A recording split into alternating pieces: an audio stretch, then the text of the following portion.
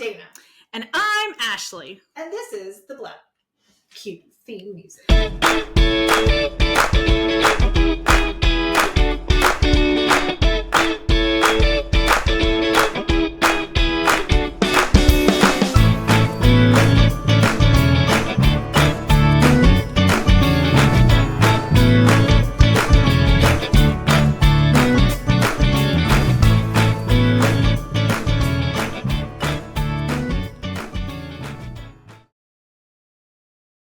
Welcome back to The Blep. I hope I wasn't just frozen for everybody else because I was just for me. I'm going to do it again. Hello, and welcome back to The Blep. If you did not already know, happy Dental Month. Did you know that February is Dental Month? Not for us. I don't know if humans have a dental month. We do. It's April. They should actually get in on that and make it the same month and do a promo. Okay. With your local dentist. Visit your dentist and then visit your pet's dentist. I don't think human dentists need to promo anything. True. Yeah. They're doing fine. Oh, I forgot to tell you, I brought some toothbrushes. Oh, fun. Okay. Props. We have props today, everybody. So, we're going to talk about dental health because it's important. And I think, well, I don't know about everyone else, but I find myself in fits of rage on the internet with the people complaining about dental health and then the cost of vet care or the anesthesia-free dentals, which I can't even believe I just said out loud. Yep, that's the button. Okay. Anytime somebody says a bad word, anesthesia-free dental is a bad word. All these things that I think are really important for us to break down because they're the things I find, at least for me, and I don't know if you two do the same, but I find myself explaining over and over and over and over and over again on the internet. I literally, for some of them, have a copy paste in my notes about why you shouldn't go to anesthesia-free dental. I have a pre-written paragraph that I just copy and paste into comments. Because it's frustrating for me, and I'm not the one they're mad at, so I can't imagine how it must feel for you, Leah, hearing those comments and stuff. Yeah, dentistry is one of the things that I am really sort of passionate about and really interested in. It's one of the biggest things that I do as sort of a general practice veterinarian that makes a big impact. Didn't you just do some cool con ed or continuing ed for dental care?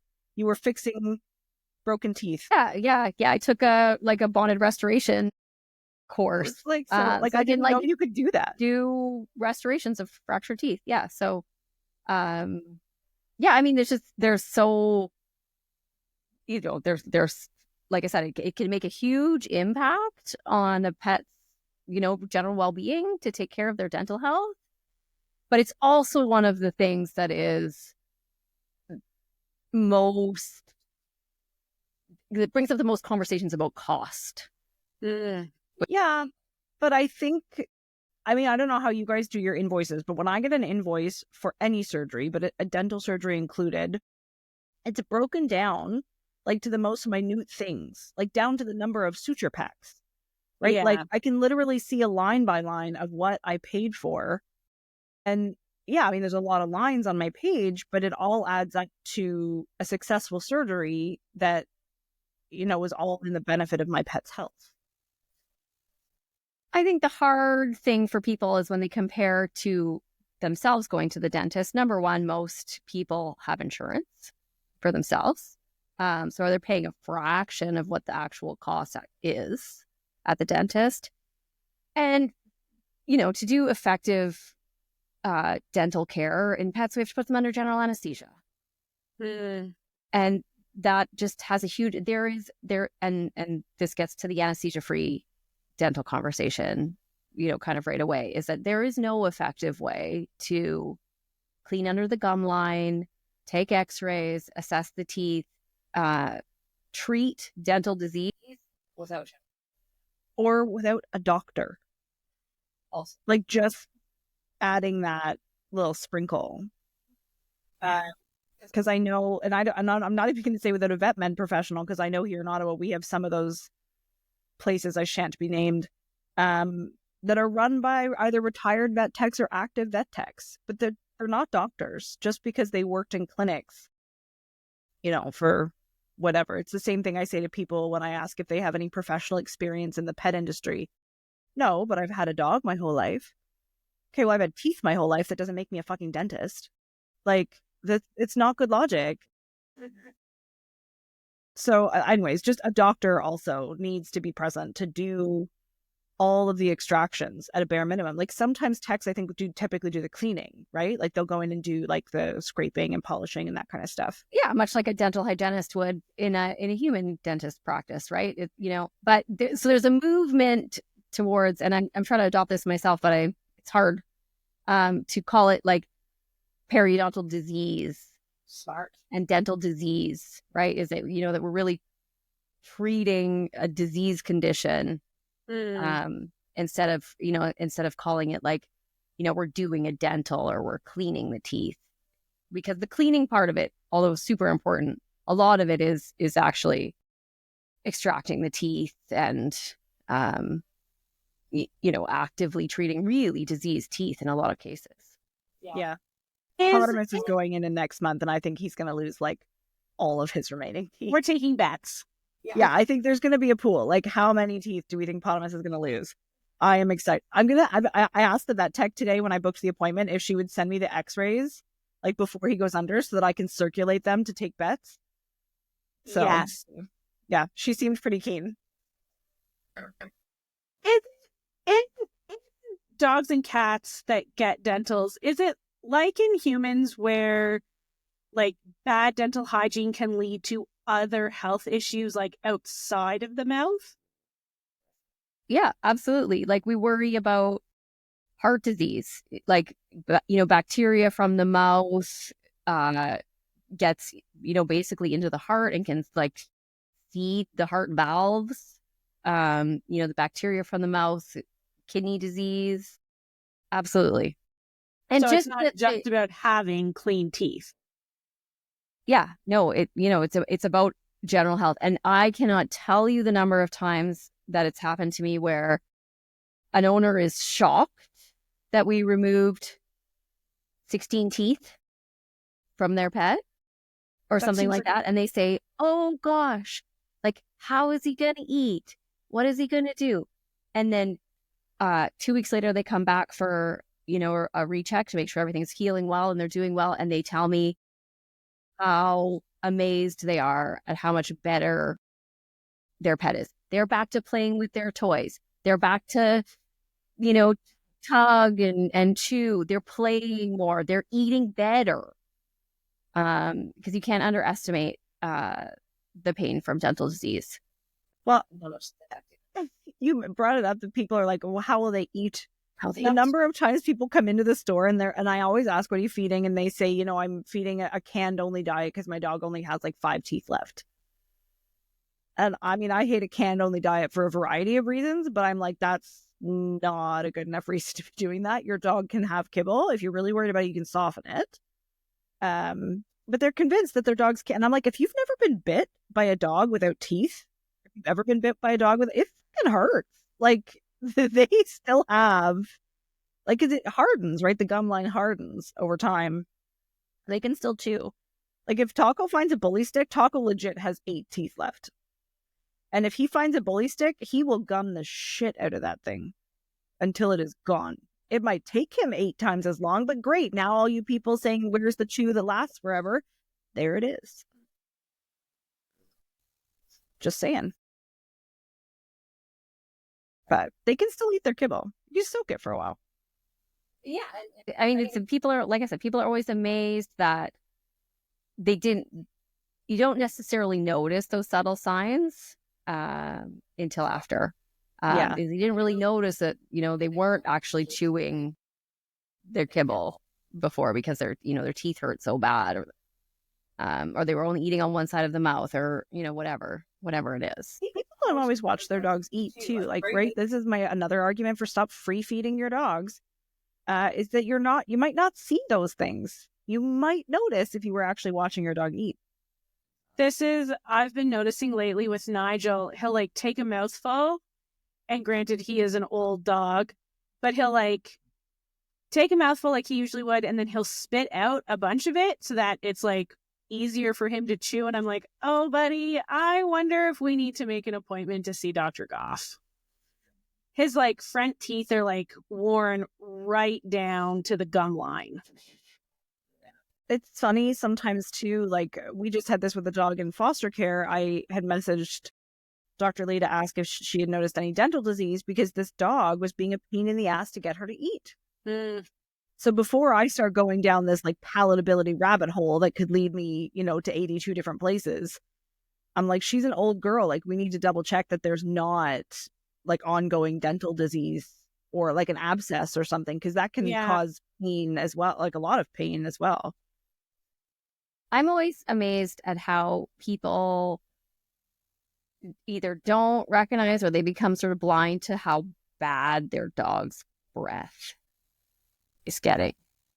Yeah. Like there's dog breath and then there's like rancid dog breath. Yep. And I mean, that's infection in the mouth, though, that smell. Well, and it has a distinct smell. Like infection. Like why? Anytime you see me, someone says, I think my dog has an ear infection, the first thing I do is smell it. Because if there's an infection, it has a distinct, disgusting smell. For me, anyways, I find it disgusting. Maybe people who work in it every day are pretty immune to it, but for me, it's gag-worthy. It's so graceful how I have to do this. I gave up putting it over here. It's just what it's going to be. I can't believe we're talking about dental health and I'm drinking red wine. That's so funny. I guess dogs don't have to worry about staining their teeth. Yeah, I mean, we can talk about the, like breaking down the different, like, why does it cost so much, right? Like, what are all of the things that cost so much? And like I said, general anesthetic. I mean, general anesthetic, dental procedures are long. 2 hours under anesthesia. That's 2 hours of somebody constantly monitoring your pet. At least one vet tech, right? Like you'll have at least one vet tech monitoring. One vet tech monitoring at all times. Including the equipment to monitor, the drugs involved in making that happen. And the drugs are expensive. And if you have a pet like I do, like the day Elton needs a dental, I mean, he'll have to wait until we can't wait anymore just because of how dangerous it is for him to be under anesthesia. But he has to go under on really specific drugs. And what I did not know, thank God for Trupanion, is how much more expensive some of the drugs that he had to be on were, like in the range in price of anesthesia medication. Like, I mean, between different medications. Yeah, and it's I mean, anesthesia is like controlled death, right? So, I mean, that's how... When you say it like that, that's terrifying. It requires very close monitoring and very, specific expertise. Yes. And there's the pre-anesthetic stuff, like blood work, that, a lot of pets that have dental disease are old, and, making sure that anesthetic is going to be safe. There's a cost to those things. So pre-anesthetic workup, maybe they have some heart disease. Do we need to do an echocardiogram, an ultrasound of the heart, or an ECG before we put them under anesthetic? Does that change our protocols? And then we would put them under anesthesia. And then we get into, examining and charting the mouth, right? So similar to, when you go to the dentist, we're looking at every tooth, we're probing all of the pockets around every tooth, we're charting all of that, and then we're taking x-rays. Can we just take a second and talk about the importance of x-rays? Like, why are dental x-rays so important? I mean, the classic example is the tip of the iceberg, right? So the crown of your tooth that you can see below the gum line is only the tip of the iceberg. And you can't tell what's going on at the root of the tooth without an X-ray. Is there like, does infection always start at the bottom and work its way up? Like, does it matter? Like, infection can start anywhere. Like, how does that happen? Most commonly, when you get an infection, is like if you have a broken tooth and the infection travels through the pulp cavity, so through the inside of the tooth to the root. So it actually starts at the tip of the root and then moves down the tooth. So the start of infection is usually at the tips of the root, way inside the bone of the jaw. Is that something that we can see on blood work, like the infection? No, not usually. Sometimes you can see some signs of it, but not. I could just see her face in the bottom of the camera. Like, oh. She's like, "Did you want to see my really bad teeth?" Well, I mean, she's a good example of, Can you this hear kind her of story? this kind of bulldog mouse, like her teeth are really crooked. You can't tell what's going on in there without an X-ray. And the roots are like going like this on top of each other, and the teeth are all. It's like a fun maze. And lots of different, especially the bully breeds, boxers and stuff like that. They get like their gums get bigger as they get older, and it almost is like swallowing up the teeth. You can barely. Yeah. Our boxer growing up had that. You couldn't see his pickers like at all anymore. I mean, so I don't think that. I think doing full mouth X-rays is sort of a minimum standard. Is it something that if people are trying to cut back on cost, they could forego and still have a safe dental procedure performed? I mean, I think just, for the cost of it, and because if you miss something, you're going to have to go back and do this all again. Do it all again. Yeah. And my worst problem with that is that if you miss something, they're just blaming you, even though they forego the diagnostics. Yeah. So in my practice, it's not a declinable service. It's not optional. It's included. Yeah. It's funny. I remember this must have been probably a decade ago, when I don't want to say dentals became a thing, because dental health has always been a thing. But I think when we saw people starting to complain about them more, I remember going in, I think it was actually for Taco's Dental, and he was probably only 10 maybe at the time. And I remember asking if we could do dental x-rays before the procedure. And the look on my veterinarian's face was just this like joyous, like he didn't have to like prompt me to be like, can we? Because I think I had just started seeing him around that time too. Just this like, you and I are going to get along sort of face. But yeah. Anyways, I request them. Like, I don't know if they're optional at my clinic, because they're not optional for me.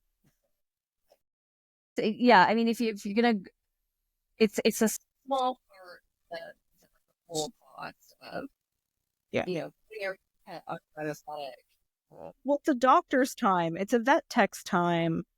It's all the drugs. It's the equipment. Not all again in a year. Because you didn't take the x-rays, and then there was actually a tooth there that you couldn't, you should have taken. Yeah. This is the problem. Like, I've seen on Facebook and heard from like adopters that, they decided to go south of the border for more reasonably priced dentals, and they didn't have x-rays done. And so, they only did a dental for what they could see. And then they get home, there's no follow-up from the clinic south of the border. And then, in a matter of months, you've got, more dental issues because they didn't fix what was wrong in the first place, because they didn't take x-rays. So they couldn't see what was happening in the gums. Well, I'm not convinced a doctor at that south of the border clinic looks at those pets. Yeah, this was the other thing that like also came up in the Facebook group, was like people saying like, well, just for the price, like unless you're paying your doctors minimum wage, Like, I don't Well, see and how that's that's the possible. thing. Like, I don't know a single vet, and I know a few that can survive on minimum wage and pay for all their clinic costs at the same time. Like, Yeah, I've seen invoices, and I question whether or not a veterinarian is looking at them. Yeah, I'm not buying it. Like, Taco had his first dental done at a south of the border clinic. Now, this was like 15 years ago, and I was 22, and I hadn't even actually entered the industry yet. It was before I started my companies. It was before everything else. And I didn't know better. But there was also no one telling me not to do it, which I found so weird, right? Like, even though we posted on Facebook, we were going, and but there was no one out there at that time being like, don't go there. We just know so much more now than we did then. Or maybe it's just me out on the internet telling people not to do things. So, Well, I promotions or whatever you want to call it, like Dental Month. Dental Month is to like raise some awareness and so I think those kind of things are having an impact, but it's very difficult to fight against the anesthesia-free cleaning of the teeth for $200. I can't with the anesthesia-free cleaning. I don't know if this is just because PEI is a really small place, but I noticed in one of the PEI groups not that long ago, somebody had posted saying they were new to the island and they were looking for the best place to take their dogs for anesthesia-free cleanings.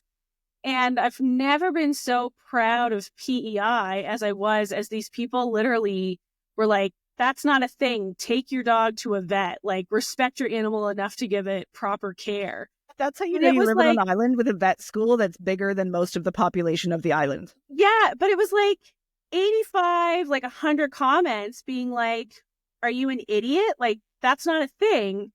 Take your dog to a proper vet for it. Like, good.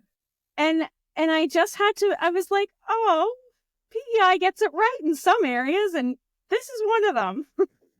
It's funny because one of our friends has a larger dog, and they had to get a dental. This was, I think, pre-pandemic.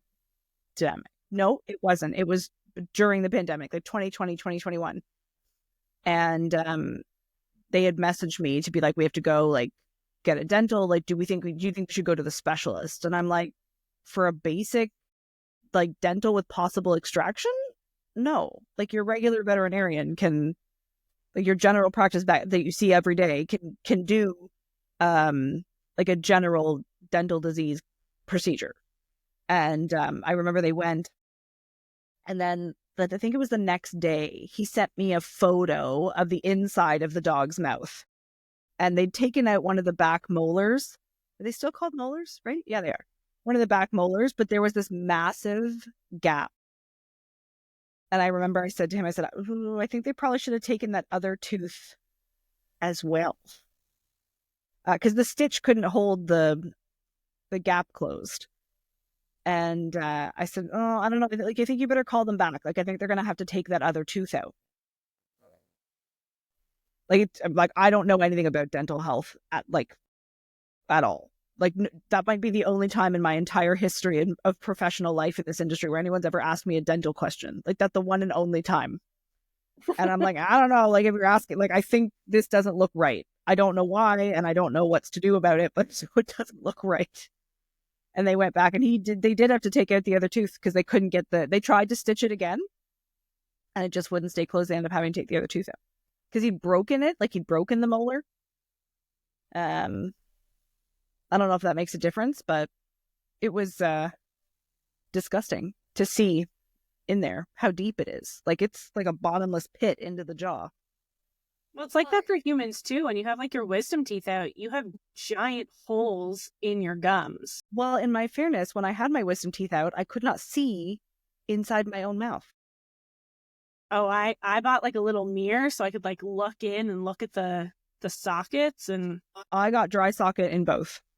And I had a little syringe so I could like syringe food out of it. I had a lot of fun. with dry my, socket in both, because even though I told the surgeon I was going to vomit on the way home, because I do after all anesthesia. This is just, I've had enough surgery in my life to know that if you give me anesthesia drugs, I will vomit when I wake up. And they didn't believe me, and I threw up on the way home, which because they put little clots in the hole and threw them up on the way home. Luckily, Richard, we were almost home. Like, we were coming up the hill to the house. And luckily, Richard had a bucket, and I was, like right on cue. Can't do it. My body just doesn't like anesthesia drugs. Like, after dental surgery, do dogs get sick like that? Like, can they vomit? What's aftercare like? I would say it's rare. We try to manage that so it doesn't happen. Right. In fairness, I have an ulcer that makes me vomit like that. I don't think most dogs have an ulcer. No, but I'm just thinking, like, maybe the average person is like deterred from a dental surgery because they think aftercare is going to be like so much more intense than it actually is. But I don't know, because my dogs have never had a dental. No, for sure. I think it is one of the things that deters people. That's what I mean about people. They're like, what do you mean? Like, how is he going to eat? Like, you're going to remove like the teeth, and they definitely are deterred in thinking about. But honestly, it's amazing how much better. Like, 3 to 5 days. Like, the mouth heals really fast. That's the good thing about it. It heals really fast. I'd argue that aftercare for a dental is easier than like aftercare for like a neuter. Yeah, like there's a lot less Interesting. you have to do. Like, they can't lick their testicles like for what is it, like 10 days or something after a neuter. After a dental, like there's nothing they can do. Do dogs go home after a dental on like antibiotics or like any kind of meds? Sorry, I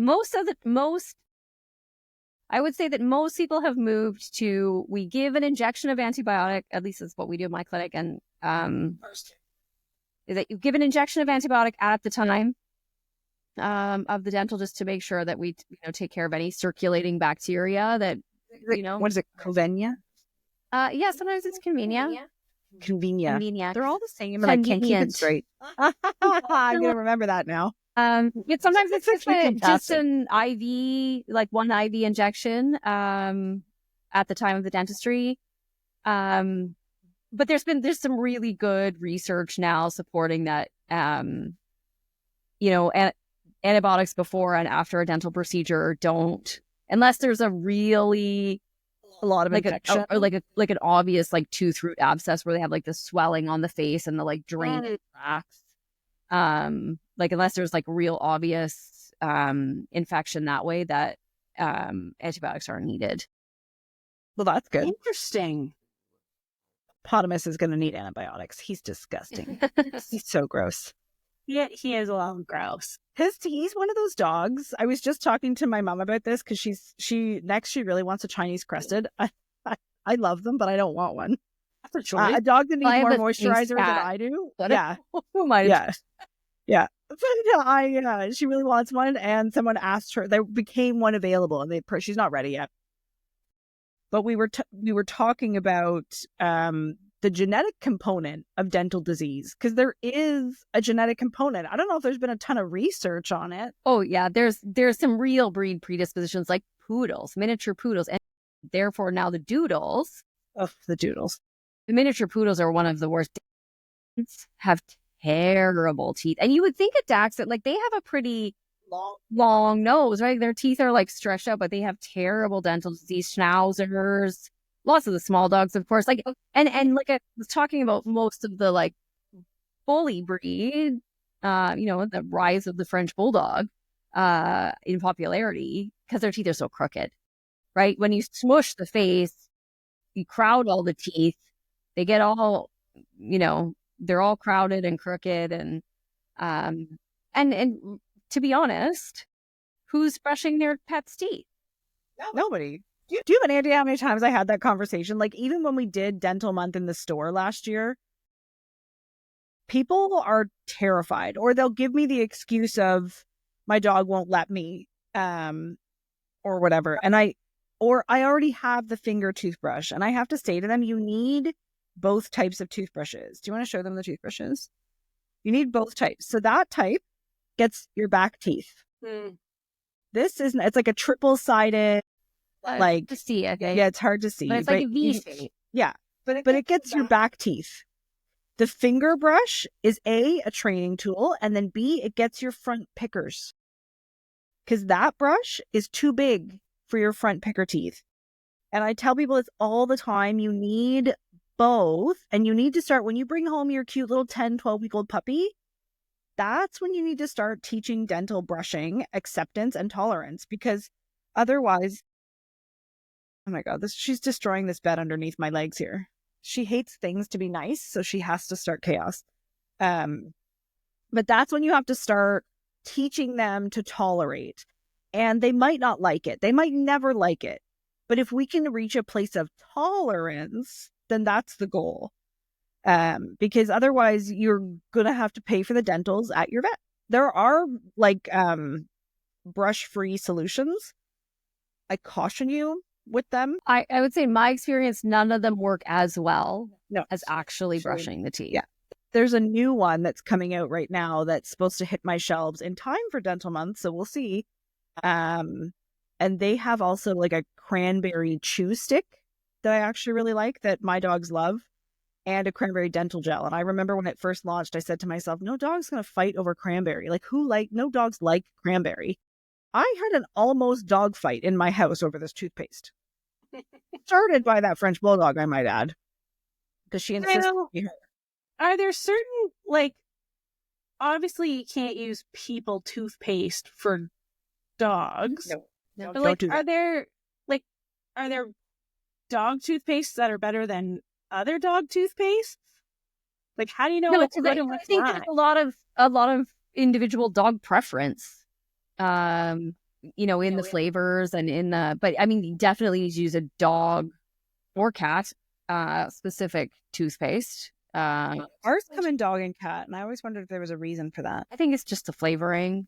Oh, maybe. So There's not something in like a dog toothpaste that your cat couldn't have. No. Probably no. I think it's just the flavoring. They've done a lot of research to say like what flavors a cat prefers versus a dog. Well, cat people also like to buy products with cats on them. This is fair. It doesn't matter that I tell cat people that it's the exact same product. They can just buy the dog version. They won't do it. They That's like want the to pink see cat. cat on. And speaking of cats have terrible dental disease. Dogs don't really get cavities.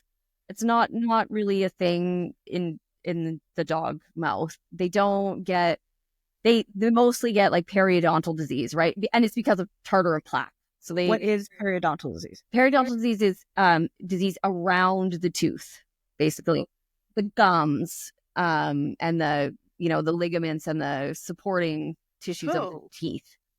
And it's because of tartar. So they build up plaque and tartar because they're not brushing, and dogs that don't chew, or if their teeth don't line up and they don't get the mechanical action when they chew, like your bulldogs. Exactly.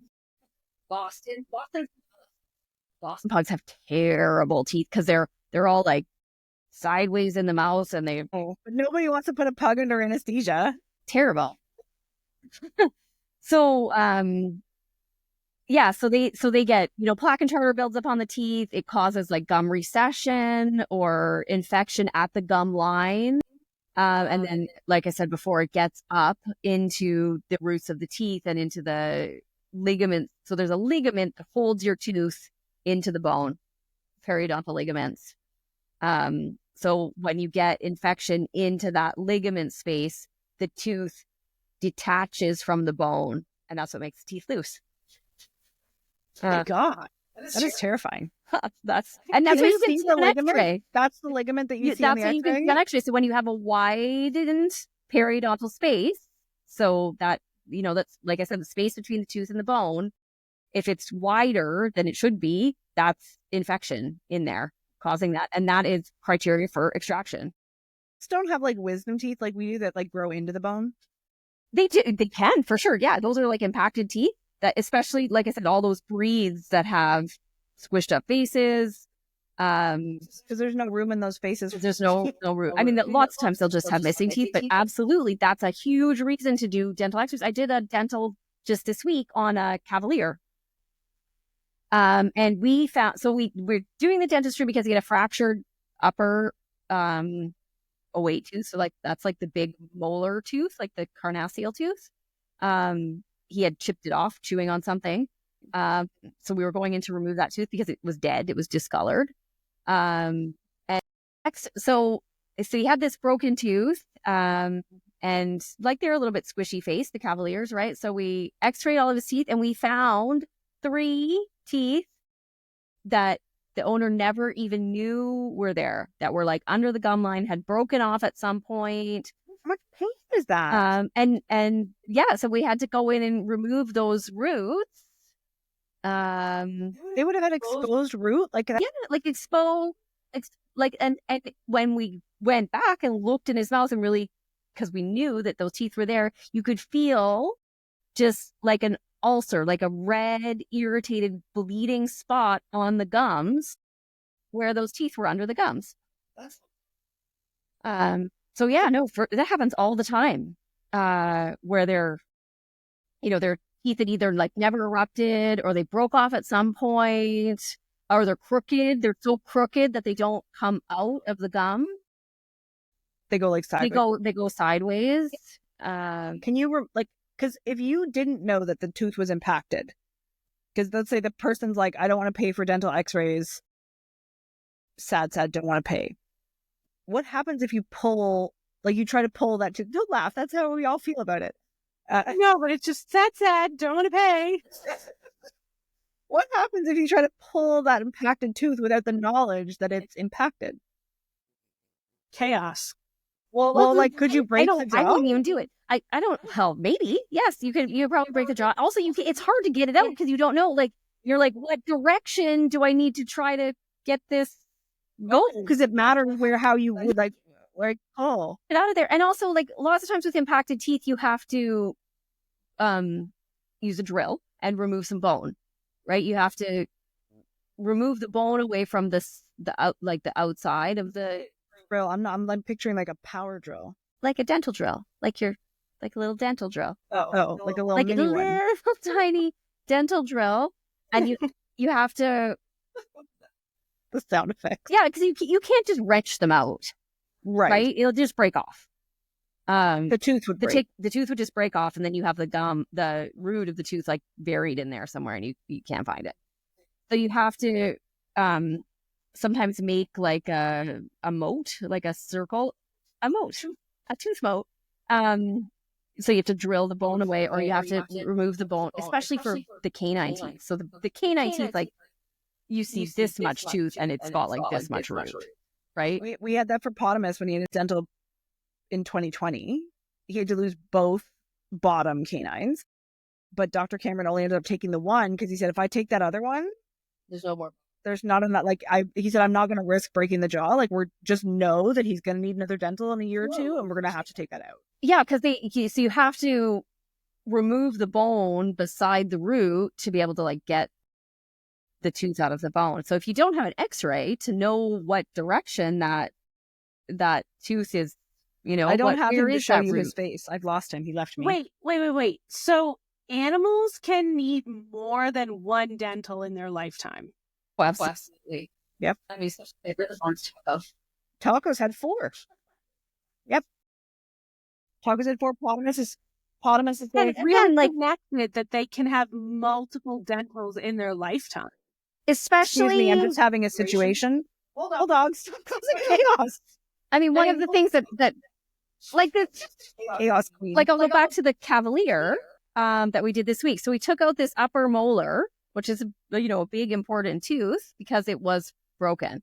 But now the bottom molar opposite it doesn't have a tooth that corresponds with it. So that dog is going to get more dental disease on that lower molar now just because it doesn't have an opposing tooth. Can we make them dentures? No, they would never stay in. Could we give them implants? It would cost too much money. But if I wanted to, could I? You'd have to probably go see the specialist for that. Yes. Uh, Because I'm like, we do that with people, right? we Like, do it with, like, say, police dogs or dogs that have that need to bite. Police dogs will get because they'll break their canine teeth. That's a common job hazard with police dogs, and so they'll crown like they'll put caps and crowns on their canine teeth to preserve them, stuff like that. kind of cool. So this is a good segue. How do we decide whether or not we need to go see the dental specialist? Well, you talk to your veterinarian. I love that was the answer. I should have just guessed. So easy. I mean, yeah, there's I mean, the dental specialists in particular you're looking at, like orophacial surgery, right? Like big reconstructions, jaw fractures, like I said, endodontics, like a root canal or caps. Like Would a cleft palate surgery be done by a specialist? Especially, yeah. Like that would go to the That dental would go to a specialist. dental specialist. Yeah. I kind of forget about those. Although that dog that came in to sit with me, that what's her name adopted, I really wanted. Clover. She had the most adorable cute. cleft palate. The problem is she was really cute with the cleft palate. She's still really cute now that they fixed it. But I really enjoyed her like sideways nose. Yeah, she was super cute. So cute. But there's a lot of I general know practice veterinarians that are not that comfortable with dentistry. Or they don't have the equipment. I mean, that equipment costs It's a lot of money. expensive. The dental, your dental X-ray unit is separate from your regular X-ray unit. It's a totally separate machine, Because it has like a tube, right? and it's got to fit. The little plate fits in the mouth, right? It's like a little. And the plate sometimes has to be this small. Yeah, we like a couple different sizes for different size dogs, and yeah, so it's all it's expensive and it requires training and it requires staff that are well trained and interested at dentistry. Like I have some excellent technicians that are really good and fast at dental x-rays because it's not easy to take. And then when you're comparing like a bulldog mouth and a pug mouth to a Doberman mouth and they're taking the x-rays is really a skill. So there are a lot of general practice veterinarians who are not that comfortable with dentistry. So it's definitely, something to like ask questions about, what's their skill level, what's their experience level. But if my vet says that they're comfortable and they graduated vet school, they say they're comfortable, should I expect them to have done more training? Like, is there, like, how frequently should or do you do ongoing education in dentistry? I mean, I think it sort of depends on your interest level of that, but I think just having graduated vet school isn't enough. So you need the experience. You need the as well. experience. It's definitely a skill that takes practice. Let's put it that way. I believe it. Well, I'm even just imagining like when you get when your pet is a dental, you get like the chart, right? At the end, it says like which teeth they took out. But when my bulldog has that, his face does not look like the chart. So like, I can just imagine the time and energy it took to be like, which tooth is To that? like circle all the missing teeth. We're trying to be like, where are we? And I feel like it'd be like mapping a constellation that just doesn't make any sense. Well, the best. So, one of the other really common, dental disease things that needs to be treated is retained baby teeth. Yes. Bonham is said to have his removed. Yeah. So, look, when the adult teeth come in, the baby teeth should fall out, right? You should never have two of the same tooth in the same place at the same time, right? So, I mean, you'll see it in like 6 months old dogs where they've got like the two canines. So it's really common. Lots of breeds, especially small breeds, those baby teeth just don't fall out. The adult tooth comes in a different spot and it doesn't push it out or whatever. Their mouth doesn't line up. So those x-rays are Well, and Preaching. it's just like amazing. You're like, what is this? An adult tooth? Is this the baby tooth? Like, what tooth is? I don't know What like, am I what tooth looking is? at? And you're like, there's a tooth here, and there's a tooth there, and there's like a little tiny one over here, and over there. My mom and you're had like to do that. counting, and you're trying to figure it out, and looking at the X-ray. But yeah, those those X-rays are really, and that's a really important. Oh, there's Potamus. That and his gross mouth. that leads into my conversation about cheap spay neuters. At discounted spay neuters. That is one of the things that you're not going to get. Is all that monitoring? Is extra things like a hernia repair or retained teeth. Like, we'd remove those at the time of spay and neuter. Because like a baby tooth, you just pull it, right? Like there's not like sometimes they have to it doesn't have the same type of like attachment, right? Sometimes the root is starting to degenerate because of the adult teeth. But sometimes they're not. Sometimes they have like a full root on them and they require like a surgical extraction. Can't they fuse together too, like the teeth? Like the canines? Well, they are right beside each other. Yeah, they're not really like fused. But you have to still extract the baby tooth. Ruth had this. We thought we were gonna have to like take her in and have them done during her spay, but then like the 2 days before they finally fell out. But my mom, when she adopted Hamilton, who was like, I want to say like 2 at the time, adopted him from an SPCA, and they told her that she needed to make an appointment with a dental specialist because he had some dental issues. I didn't really think anything of it. She made the appointment with our regular veterinarian to be like, hey, can you check his teeth among everything else? Because this is what I was told by the SPCA. And our vet took a look and he's like, the only thing here is that he has 4 retained canines. And he's like, I am not sending you to I will get laughed out of town if I refer you to the dental specialist for 4 retained baby teeth. So he pulled them. No problem. We did it like a couple weeks after adoption. No big deal. Did it cleaning while we were in there just to start him off fresh. I shit you not. The SPCA was so mad. They still called the animal welfare officers because she didn't follow instructions. Because she didn't take it to a specialist? Because she didn't take him to the specialist. And so, that's what I sometimes mean about some veterinarians are not that comfortable with dentistry. So, they probably refer everything to the dentist. Maybe the SPCA vet was like, no, everything dental goes to the specialist. But our vet had to call them and be like, are you stupid? The problem's fixed. It's fine. He's fine. Yeah. Was this the SPCA in Gatineau? If you go to I know more. the spay neuter clinic, they're not going to remove those retained teeth and stuff like that. So I did find out they'll do a hernia repair though. Yeah, they'll do it. Well, maybe they were just doing that to be nice to me. I think that was. I think I made you do it anyways. I think, right? Yeah, I did. I don't think we went. Yes, the you did OHS it. one. That was the OHS one. They wouldn't fix it. Yeah, OHS would do it. I've never heard of this before, but lately in our rescue dogs, we are getting more and more recommendations for ball therapy. And I have no idea what it does to teeth, but apparently it does something. Oh my God, I have no idea what you're talking about. I am not stumped often. This is a special moment for me. What is ball therapy? So ball therapy. So this is again a problem that has surged because of the doodle. Like everything else in my life. Understood.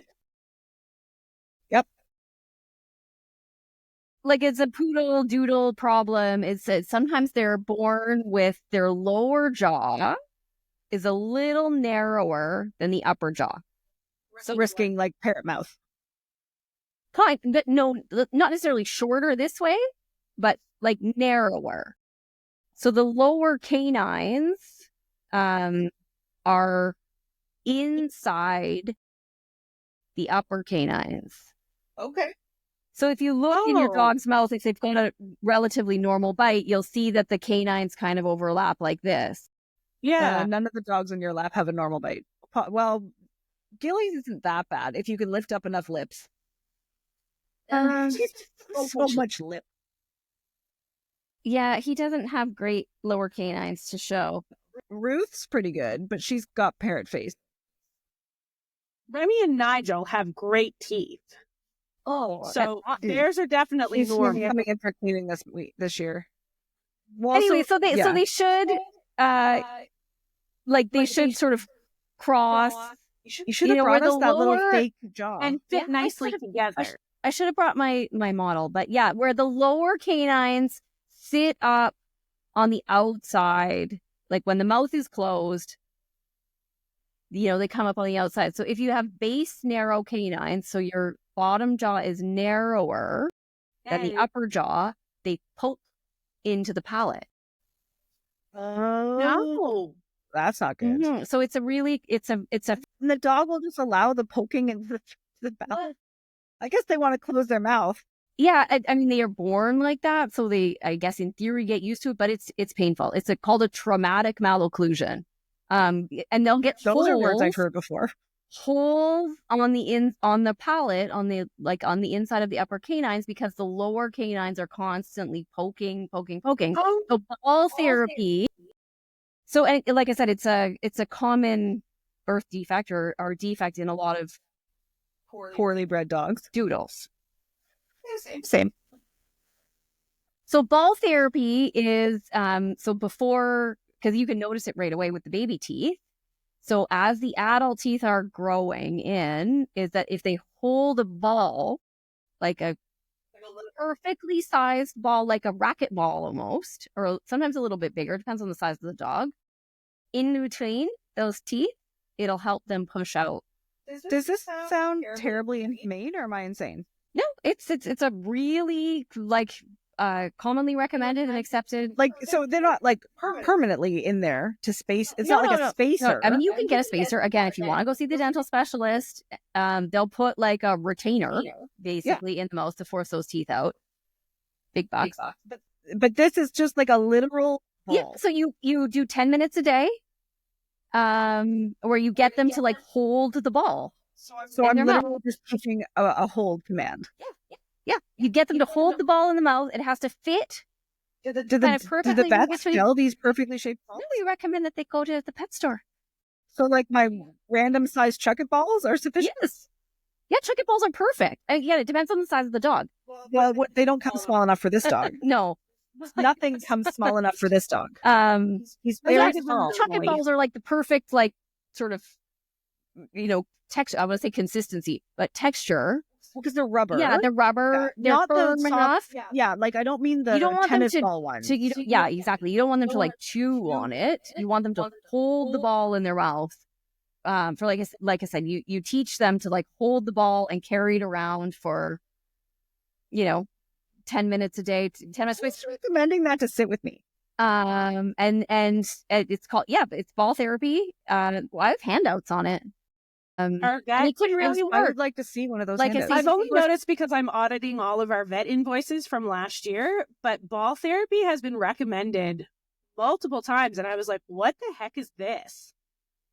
I'm going to need one of those handouts to give to my staff in case someone comes in and asks me if we have a ball suitable for ball therapy. Yeah, you have to sort of have the dog and figure out. But yeah, like chuck-it balls, like that kind of. I mean, obviously, it can't be. You don't want them to chew it up and also choke. They can't choke on it. Like a chuck-it ball is pretty safe, Yeah, generally speaking. and so it has to be right in that window of 5 to 6 months, 7 months of age, where those adult teeth are emerging. Because otherwise, you have to remove them. They just lose the lower canines. Yeah, you have to remove the lower canines. Oh my gosh. Because it's causing too much trauma, and they some of these dogs, they can't close their mouth. I've seen it all in the way. cats, like where it's like digging into the top. Cats, we call it kissing lesions. Yeah, Kissing lesions. like I've seen those a few times, like in clients that I'm like that. Like I'm like, you need to make an appointment with your vet. But yeah, I've never heard of ball therapy. Look at that, you guys both stumped me today. That's crazy. Yeah, you should. I should give you the handout, and then you can. Oh yeah, I would like the handout, please. Yeah, because I'll just tell people to go to the. I can't believe we're doing this right before the conference. And I'm like, shit, do I want to go to a dentistry workshop? No, I don't. I can't handle the smell. I don't think I could do it. It's why I'm not in vet med. Is that like I can't handle the smells. I can't. I don't think I could do it. That's fair. And I think they overlap with my pancreatitis day. Now I'm kind of like, my interest is peaked. But the other thing I wanted to mention about cats, so dogs don't get cavities, right? They get like periodontal disease, loose teeth, abscess teeth, fractured teeth from chewing on things and chewing rocks and, whatever else they're going to do. Cats do get cavities. Really? Yeah, they happen. I can't. I'm still so stumped at the difference in like what, like crazy. So cats, it's a little bit different than say people. I mean, people, you get a cavity like mostly on the like occlusal surface. Yeah, we fill it, we move on. Right? Yeah. So cats get them at the gum line. So they're called feline oral resorptive lesions, forals. Do you fill them like No, fill a cavity? Oh, okay. Yes, not. Well, they're resorptive lesions, so they're yeah. Well, and cat teeth are real tiny. So small. So they get it like at the gum line. So like right at the edge of the gum in the tooth, and it'll be like a cavity, like where, again, you can see it on x-ray, where the tooth has like a semicircle, like missing. Like tooth. legit cavity. Like legit cavity, like a hole in the side of the tooth. And then they have on their gum, it'll be like red and raw and ulcerated. They're just lucky they didn't break the tooth. And sometimes they do. Sometimes they break the teeth off because it eats away at the sides of the teeth. And they're super painful. In the exam room, I'll show people, I'll be like, oh, your cat has like a cavity on this tooth, and I'll touch it with like a cotton swab. And then you get clawed to death? And they chatter their teeth. Oh no.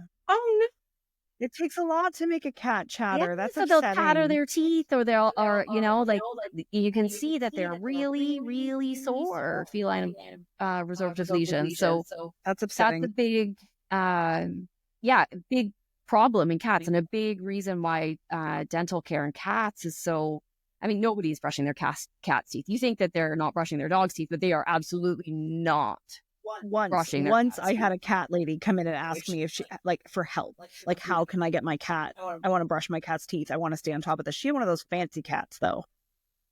I forget what it was now. I want to say maybe it was a British short hair, but cute cat, like, should be on the cover of magazines. But she came in and she's like, what do I do? And I'm, well, may the odds be ever in your favor, crazy lady. Like, I gave her some of my best, I gave her the finger brush for the tiny dogs, because we have a tiny one as well, but it's the same size as the dog one and like $3 cheaper.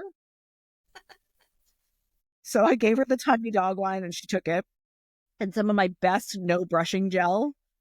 And I was like, good luck with this. I also sent her home with a water additive. I'm like, between the three of these, if this still doesn't work out, it's not your fault. For me, in cats, one of the biggest things that I'll advocate for is a dental diet. I know the new one is better, but like a real dental diet. Like, if you're coming at me telling me you're feeding the like Purina off the shelf at the grocery store dental diet, I don't want to hear it. No, like the real, like the Royal Canin and the Hills. I still don't like the Royal Canin one. I'll concede to your Hills one. Dental, like the TD or the the dental that have some research and science behind, like preventing that plaque buildup. And in cats particularly, they can make a big difference. Because like I said, nobody's brushing their cat's teeth, and cats don't chew on things. They don't eat dental treats, and actually, it's true. They don't make, none of my dental chews come for cats. Their Greenies makes a cat one. I don't like Greenies. I know, but I'm just saying that's the only one I'm aware of. Most cats won't eat it. It's like styrofoamy. It's weird. Well, it's because it's pure mechanical. There's nothing in it like that actually will help remove anything in the Greenies. It's purely mechanical, which I'm not going to say doesn't have any value, but there are better products on the market that also have properties that will help reduce, remove, whatever. I'm going to see if the new one that is supposed to hit my shelves before dental month, but they haven't announced the ship date yet. And I'm like, it's like now. So we'll see if it makes it. I wonder if it's appropriate for cats and they only marketed it for dogs. But yeah, we didn't talk about. And because a lot of I do advocate for feeding your cat canned food or, some kind of not kibble food. Really important nutritionally for a cat to eat. Not Also for general hydration. Yes, exactly. Cats don't drink enough water for their urinary health for lots of different reasons, but soft food diets, especially canned food diets are not great for the teeth of the cat at all. Okay, so the dental gel from these people is for both cat and dog, which is exciting. I used to have it here, but I had to hide it because Frenchie kept trying to eat the bottle. She liked it so much. It was very strange.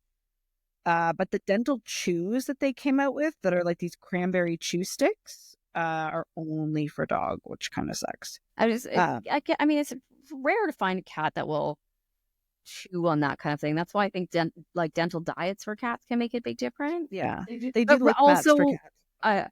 I'm a big advocate for your cat in its life is going to need a professional dental cleaning under anesthetic. Yes. Is this you telling me that my cats need a dental cleaning? Your cats are still pretty young. They're going to need it in their life at some point for sure. I think I found out why Shrimp's tooth, that one tooth, was kind of gray. I think she might have lightly electrocuted herself at one point. I'm pretty sure. So my tag machine, my $10,000 tag machine, I came in one day and it was off, and I'd been blaming the staff for weeks, saying, why is this machine always off? It shouldn't be off. I was blaming them, thinking they were unplugging it to plug in their phones or something. Weeks I had been blaming my staff about this. And finally I was there during the day one day, and Asa looked down and they're like, oh my God, the cat's chewed the wire. So I think she just might have lightly electrocuted herself. So a little dabbled with electricity. Just image of an electrocution. Just a little bit of that wire, on her teeth. That's my best guess. Now that I know that.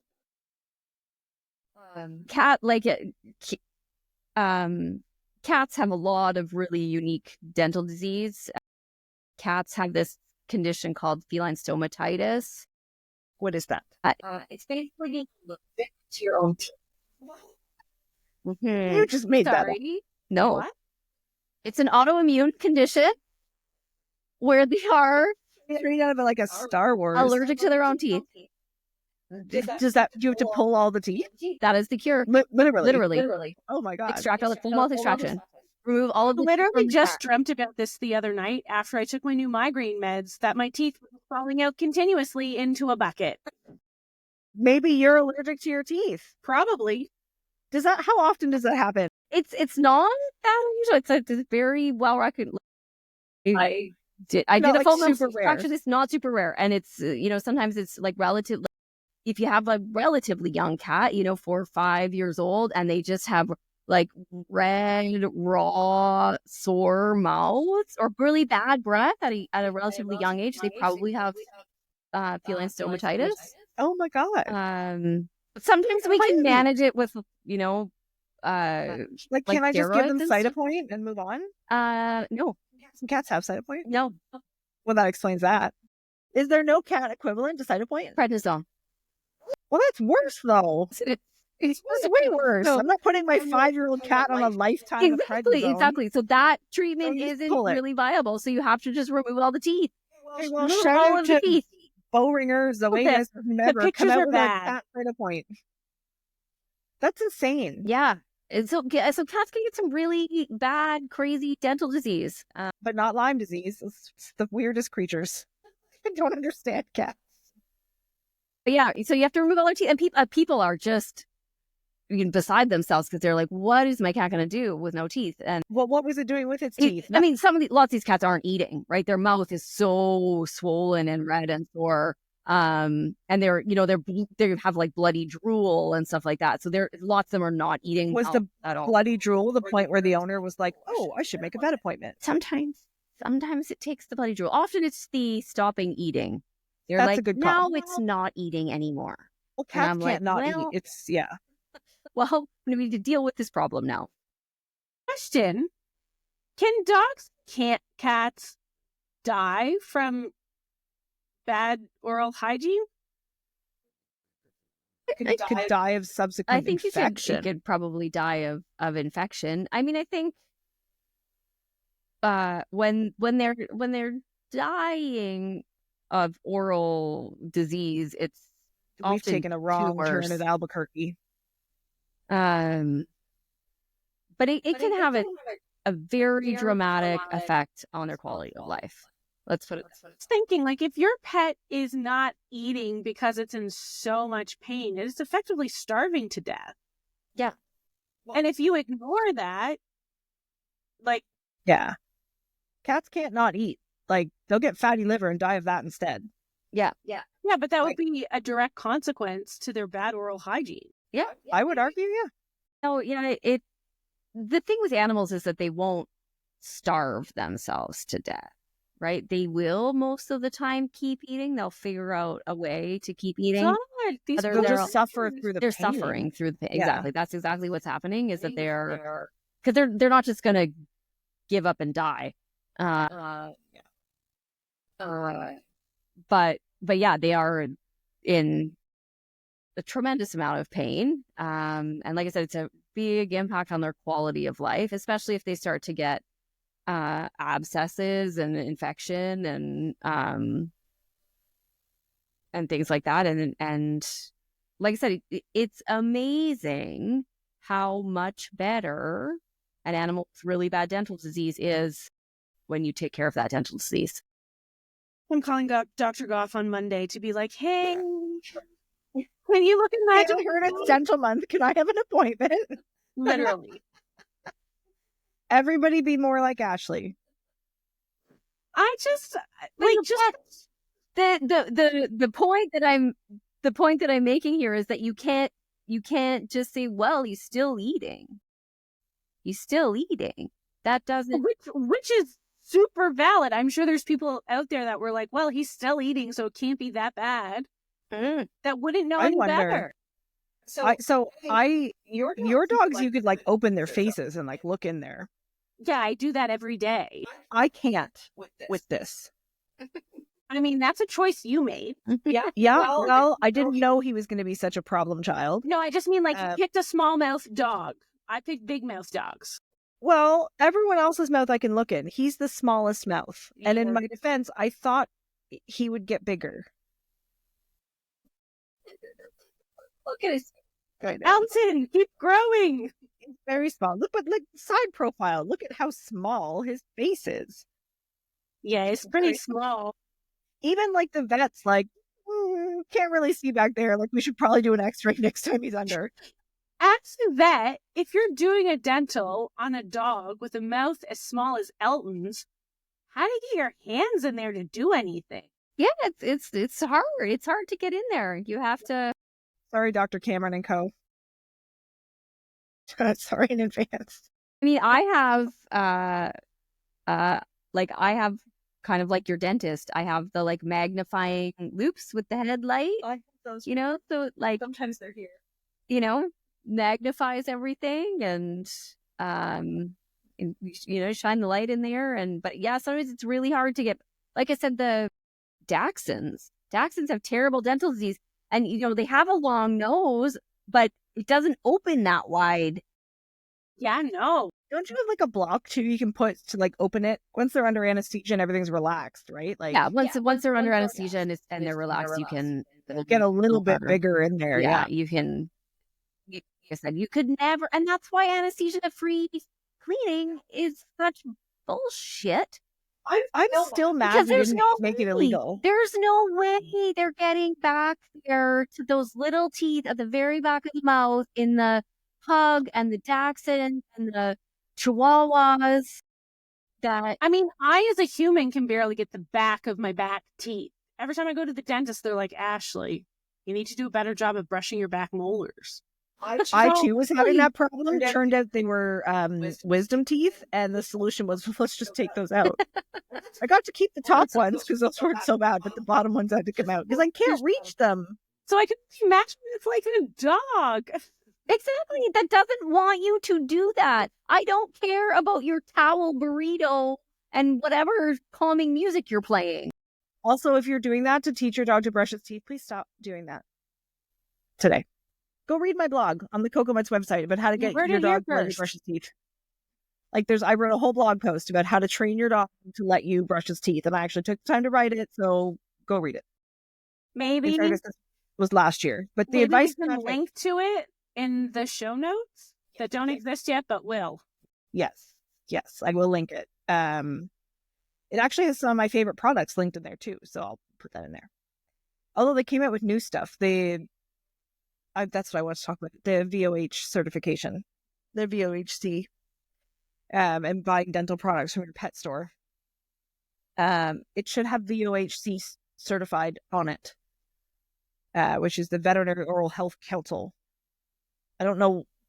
Do they actually make sure it works? Like, what's the point? Yes, they do. There's VOHC They do like a seals trial. are, they're clinically proven to help or to do the things that they say they're going to do, or whatever, to help with dental disease. Absolutely, you should.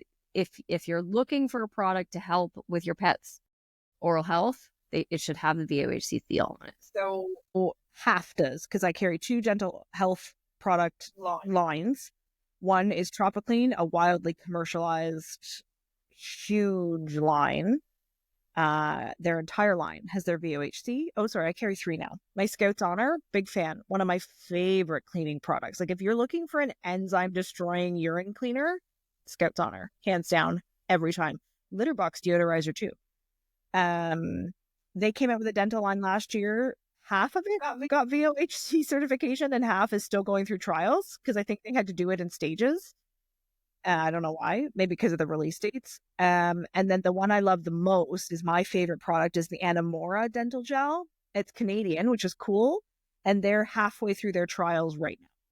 So they're doing them. They're really lengthy trials that they have to do to get the certification. But for me, the fact that they're doing them is like, that's a step for me in the right direction, that they're taking the time and the money, because it's not cheap to do those either. Those trials cost quite a bit of money. Yeah, taking the time and the money as small business to go do that. So, but yeah, the Scouts Honor came out with dental wipes, which I love. Do they work? They are one of the VOHC certified things, I'm pretty sure. They also came out with a dental drop. Like, it's like a brushless, kind of comes in like a squeeze bottle. And it's like drops that you drop in, and then it does whatever, like destroys things. Most of those are like, disinfectant type things to help get rid of like plaque. Yeah.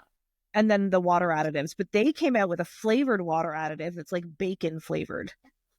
Because it's a common complaint when they put the water additives in, they won't like it. So they came out with a bacon flavored one, which I thought was kind of cool. But also, if your dog noticed that the water additive was in there, you put too much water additive. But still, so those are pretty good ones. And the other thing is, if you're doing a water additive, it's not magical. Like, the water additive does not have a magical wand that you no longer need to go do the dental disease procedure with your veterinarian. You still have to do that. The water additives are most effective if you put them in the water starting at puppyhood and onwards, because it will help prevent plaque and tartar buildup better than it will help remove plaque and tartar. So just bear that in mind. Professional dental cleaning, under general anesthetic, and then if you continue really good home care, brushing, the gels, chew, different, appropriate chew things, all of those things, then you can delay your next professional dental cleaning. Mm-hmm. But never forget about it. But if your pet is predisposed, like I said, by breed and face shape and genetics, nothing replaces that professional dental cleaning. Yeah. And if you're doing anesthesia-free dentals and you're listening to this, I beg of you, please stop going. I can't speak about the detrimental things it's going to do from like a medical side, other than the fact that they can't detect, treat, or diagnose. But on the behavior side, bull fucking shit. Is that a stress-free environment? Just know Nigel would never tolerate such a Like, thing. I So don't know a dog that would tolerate this, or a cat, right? Because they do cats and dogs. I'm calling outright actual fucking bullshit on the fact that these are safe, stress-free procedures. You know what's stress-free? Being under anesthesia. yeah, can confirm. Your girl here would rather have a dentist appointment under anesthesia. Wasn't In your fact, last dentist appointment under anesthesia? Yes, but I have some weird disease wherein I metabolize narcotics very, very quickly, so they can't keep me under IV sedation, so I have to actually go like out. So it's fun fact that we learned that was extra traumatic as I was constantly waking up during the procedure. It was super fun for everybody involved. Question, just to throw it in the ring, are there other pet species that need dental care? Like, do rabbits ever need dental Rabbits. care, or I was gonna say hamsters, or snakes. rats? snakes Rabbits, need dental all care? of the herbivores need major dental care and can have major dental issues because their teeth grow constantly, right? Like, Because they have to keep because they chewing them have down. to chew to wear down their teeth. Their teeth grow constantly. They have a different tooth structure. Rabbits have terrible dental disease sometimes, and they can get impacted teeth, and they have malocclusions. Like, and then if your teeth are like constantly growing and they don't wear properly, they don't line up properly, then they like literally grow like this. It's crazy. I have heard some horror stories from Dom from when she used to work purely in like with exotics and rabbits and that sort of thing, about rabbits who would come in for like their first appointment and like they're in there for something And their specific. teeth that's are like not dental curled up related. out like this. Yeah, and they're like, cool. So before we can address anything else, we need to book a dental surgery for like next week. Like guinea pigs and rats, they'll need their teeth trimmed as well. What about reptiles? They have the sharp, pointy teeth. I don't know enough about reptiles to tell you Is about this their like dental- Who Wants to Be a Millionaire? Can we phone a friend? Maybe. Let's phone But Dom. horses, Really? dental care is a big, big, big thing in horses because horses Yes, are herbivores. they have to float teeth in horses. You have to float which their is teeth. like, You have and to rasp them down. grind their teeth down. Sorry, excuse me. We're floating? That's what it's called. I don't know why. Oh. I have no idea why. But I'm I call picturing you that pulling either. them out and like floating them in a that's- solution and then like putting them back in. because I mean the horse is a herbivore. Its teeth, its teeth grow constantly. Their teeth grow constantly. They have to wear them down by chewing, and they get sharp points on the sides of their teeth. Are people putting horses under anesthesia to like do Heavy that? sedation. Yeah. Heavy sedation. Then you have to wedge In the barn? wedge their mouth open with like a contraption. Crazy. Dental It's literally like ratchets. yes. Is that what's in your office? Is it a horse head? Yeah. The horse Yeah. skull? Yeah, it has bad teeth on one side. That's The why skull has it's bad the teeth. skull and not. Because you brought it to dental month, right? That's what it Yeah, was last year? people love to look at the horses, but yeah, like horses. There's a lot of dental care involved with horses, and they have That's to so get funny. the sharp points, especially because when you ride a horse, the bit is in their yeah. mouth. Yeah. Like they have dental disease, and then you're pulling on their mouth, Ow. and then they're like, "Get the hell off of me, human!" There you go. Down you go. You've now just broken a hip. Sad. Exactly. So that's not conducive. I had a horse that I rode for a really long time that liked to play fetch. Yeah. Why not? Horses are fun. And we played a lot of games. We played red light, green light a lot. I play red light, green light with the dogs now. Well, not these dogs because they don't do anything, but clients' dogs. Look at this dog. It's funny because in the camera it's so dark. People think you're just going to be patting your lap. You should show them that there's a dog there. Oh, he's an Olympic snuggler. When he's not changing the colors on my fireplace, he would be taking gold and snuggling if it was like an Olympic sport. I love My how favorite part of I that love how saying when Frenchie she is like described Dayna wedged was between awesome. the two beds there. This is a fun thing she started doing recently. So like you guys can't see it, but in front of us, is my fireplace on the wall, and then there's 2 dog beds, and then Frenchie's just like between the beds. Take a picture. Oh, I have 400. I'll post it. We'll put one on the social. She's actually, I can't now because she heard us and she had sprawled herself. I'll see if oh no, it's gone. She moved. As soon as they get your camera, they freaking move. But she like just splayed herself out on one of the beds to be like, oh, is this what you wanted?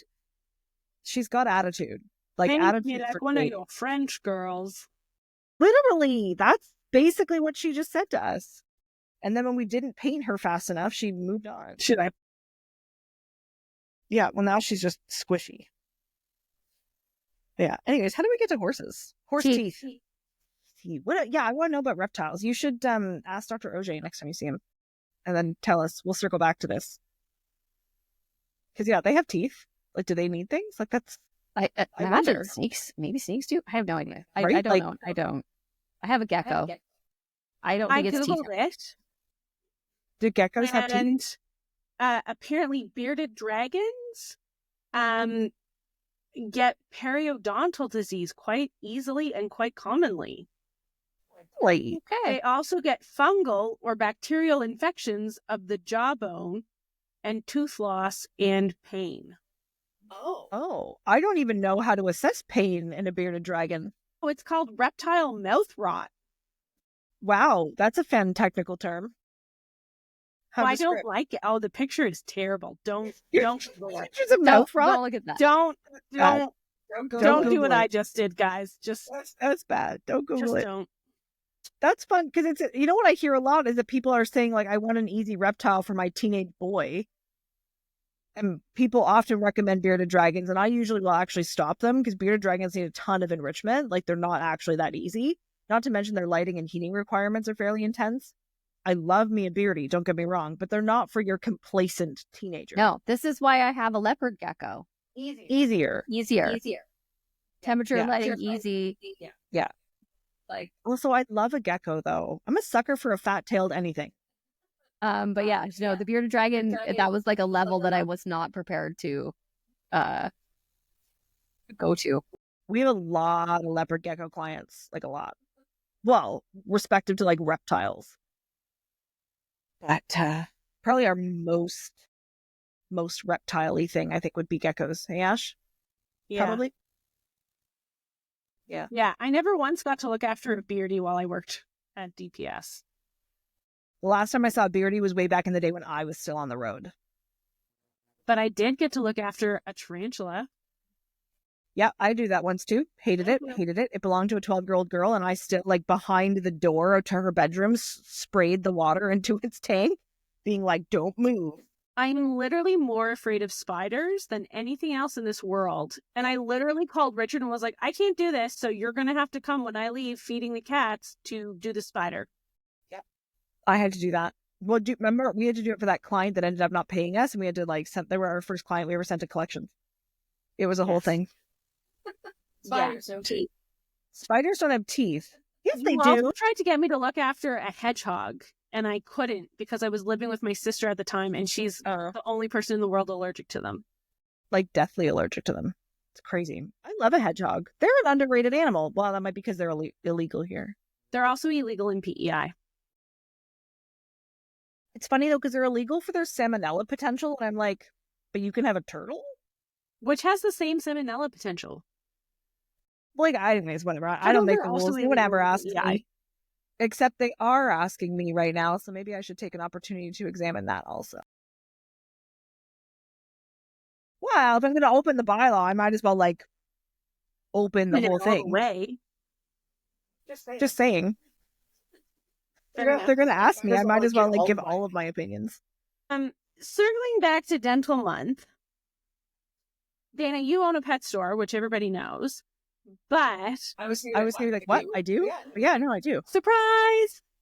Are there products that you recommend in particular for dental health? Like, if somebody comes in your store and they're like, hey, my dog's got bad breath, beyond visiting your vet, what are you recommending? So it kind of depends what's in front of me.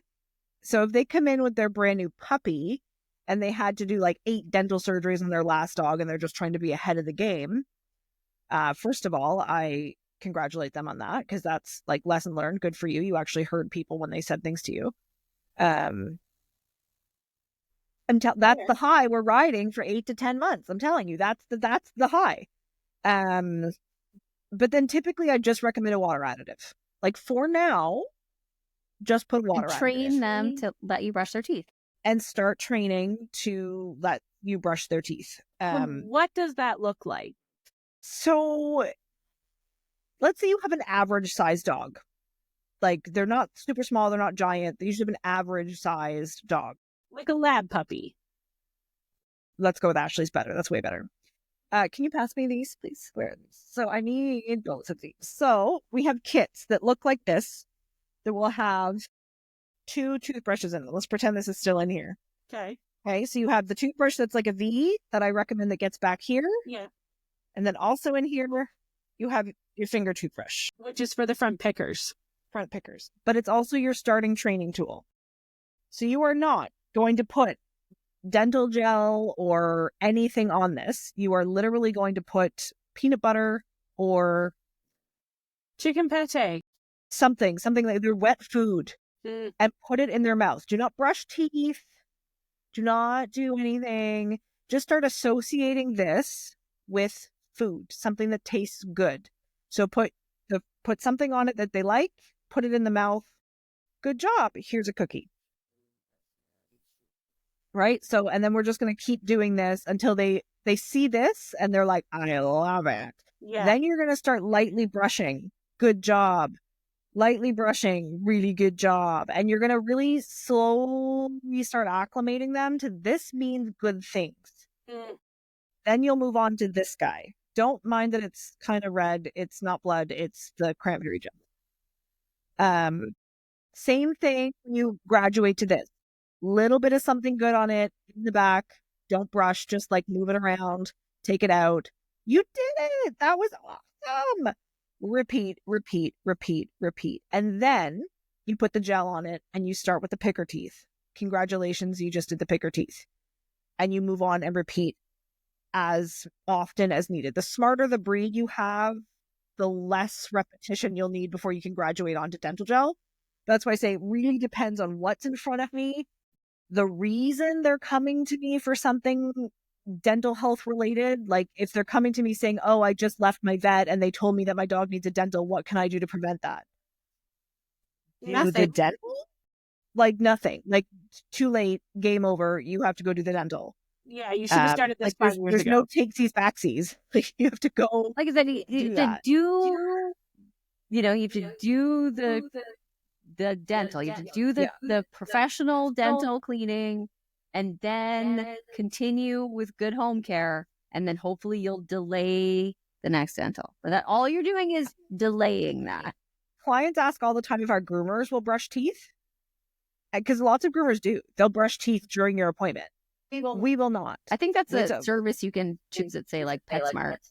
It's the dumbest thing in the whole fucking world. Like, but what good does that do? You're brushing the teeth once every maybe 6 to 8 weeks. If nothing. It doesn't do any good. The grooming is already distressful, and now we're going to add on this fun thing where we're up in their mouths. They don't want that, right? Like that is not to mention it's not doing anything. Like just I say that to people all the time. Imagine you only brush your teeth once a year. Right? Like it's the same principle. So there are chew articles too that I recommend. So obviously depending on the age of the dog, I do like a raw meaty bone, but there are rules. Like you have to take it away. You need to adjust their meals appropriately. Yes. The raw meaty bone needs to be size appropriate for your dog. You've all seen the horror stories of the dog that got the piece stuck on the jaw because the bone wasn't an appropriate, because they wanted to save $4. So they didn't buy the size appropriate. And instead, bag. they spent $400 at the vet having it removed. Mm-hmm. If not more than that, because they had to go to the ER, right? Like, so, yeah. So, and this is the thing that I don't know if the vet clinics run into it as often. You can maybe speak to that, Leah, but people think that when we say you need to buy size appropriate bags, we're just trying to get more money out of you. No, there's a reason that things are size appropriate. Can confirm on the size appropriateness. Like, I have tried to save money by buying smaller than appropriate size things for Nigel, and it has never worked out in my favor. No, it won't. Whether it's a toy, a food, a chew thing, whatever, you need to buy the size appropriate thing. And there are some things, like if you come into my store and buy a Tasty Bone and you're like, what size do I get? And we're like, the dog's not in front of me. I always say to you, just get the bigger version. In this case, with this particular item, bigger is safer. Just go with that. Because smaller is a choking hazard. Larger is just going to be what it is. Like, it's soft enough, they're not going to chip a tooth on it. It's fine. But if it's too big, they might not want to chew it because it's too hard. So anyways, there are reasons. There are reasons things are size appropriate. So I do have those. I do carry antlers. I don't love them. I hate them. But the reason I brought them in, I see your face. I see you.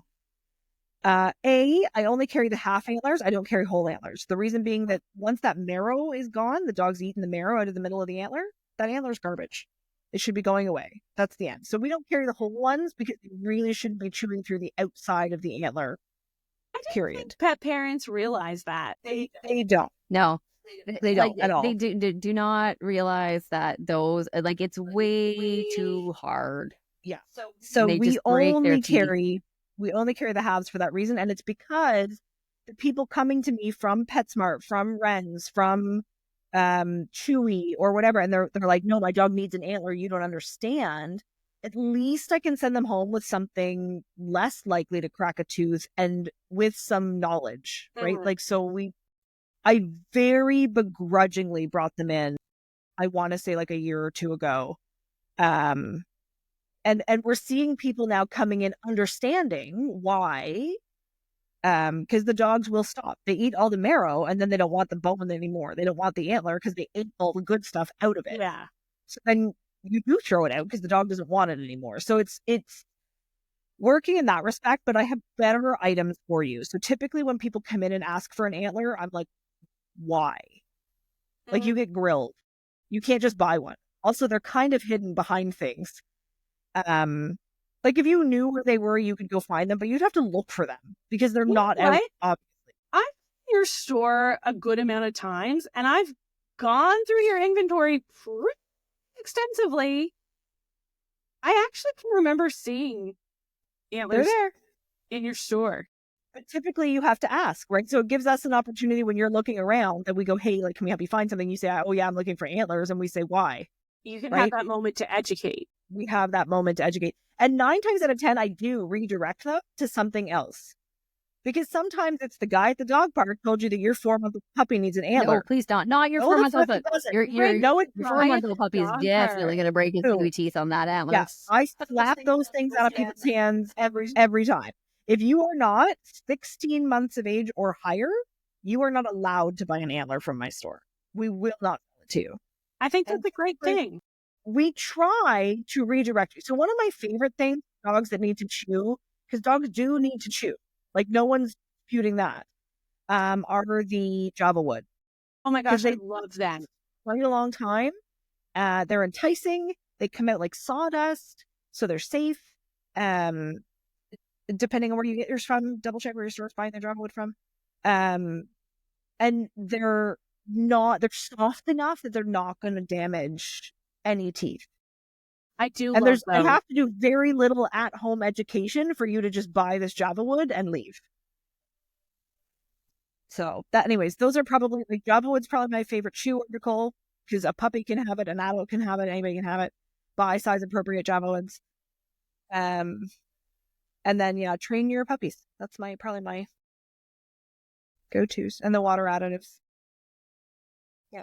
Now, as a pet owner like myself, who's never had a dog who's needed a dental thus far, I've been You pretty should buy lucky. a lottery ticket because that's crazy. Look, I buy lottery tickets and it never works out for me. So You used up all your luck not needing dentals.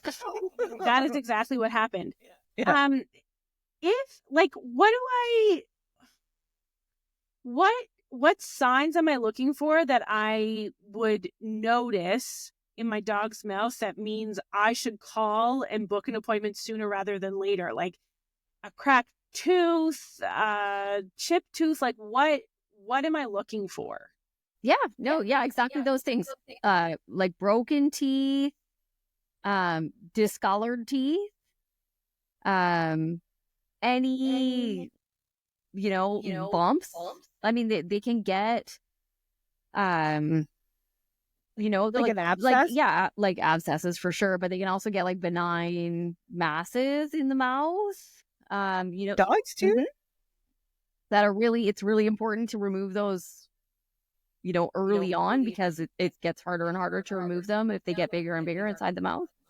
But yeah, so like lumps, bumps, discolored teeth, broken teeth, and the smell.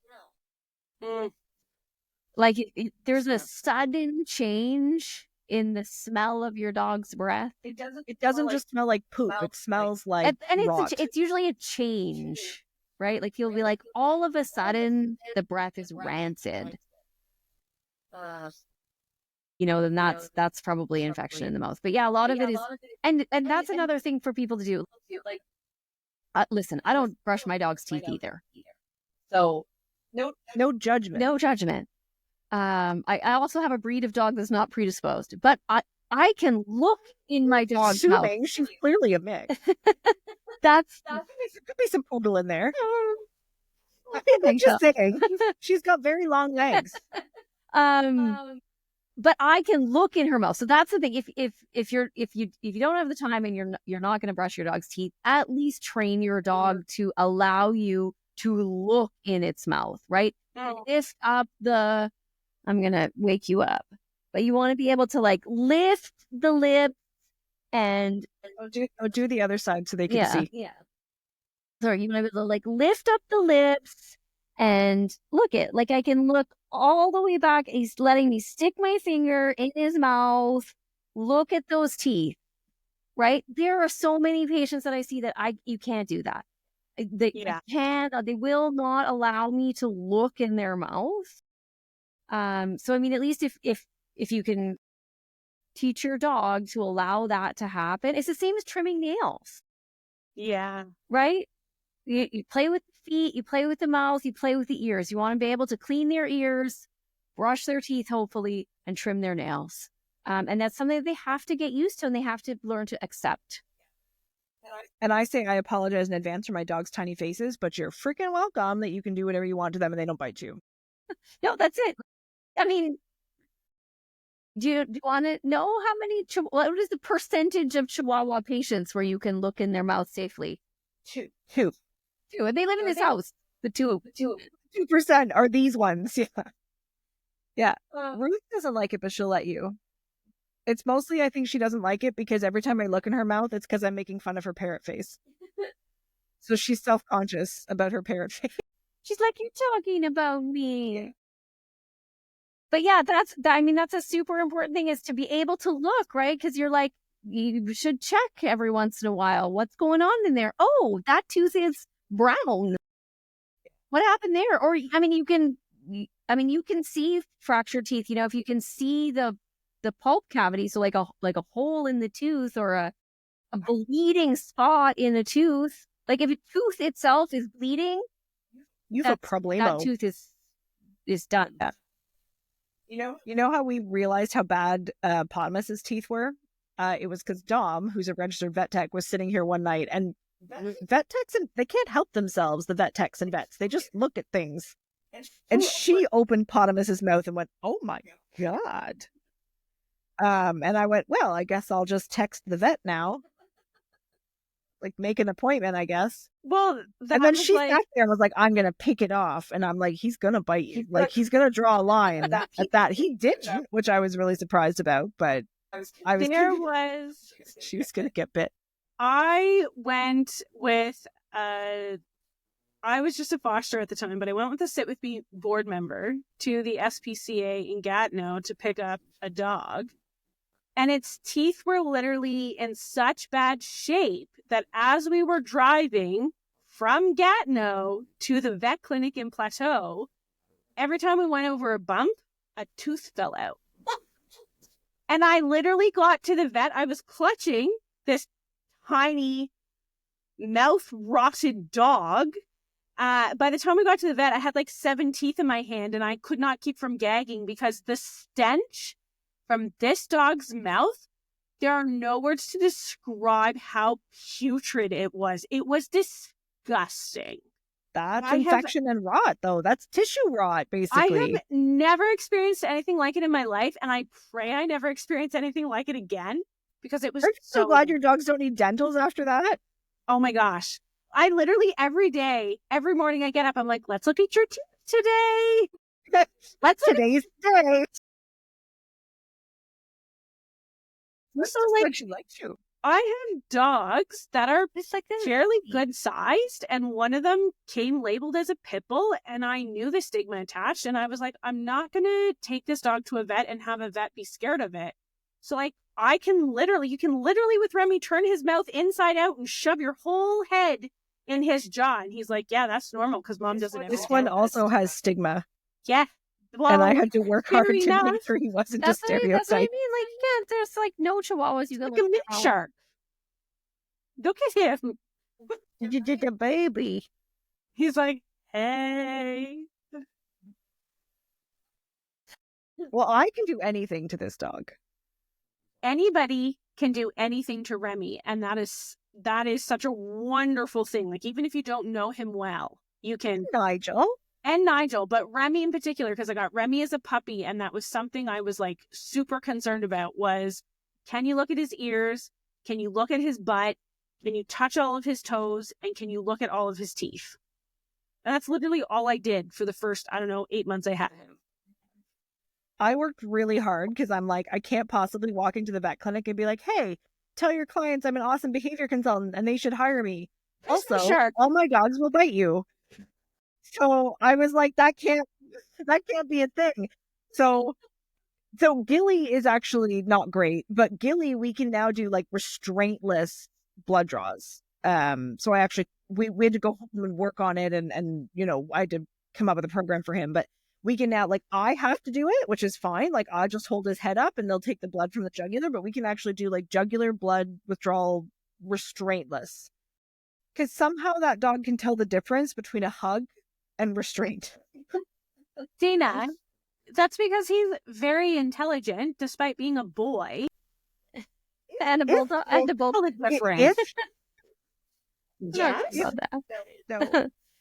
Have you seen him jumping on your table when there's something particularly... That is selective intelligence, and it is not the same thing. That's motivation. Yeah. It's just a boy. Men in general are selective in everything. You're not wrong.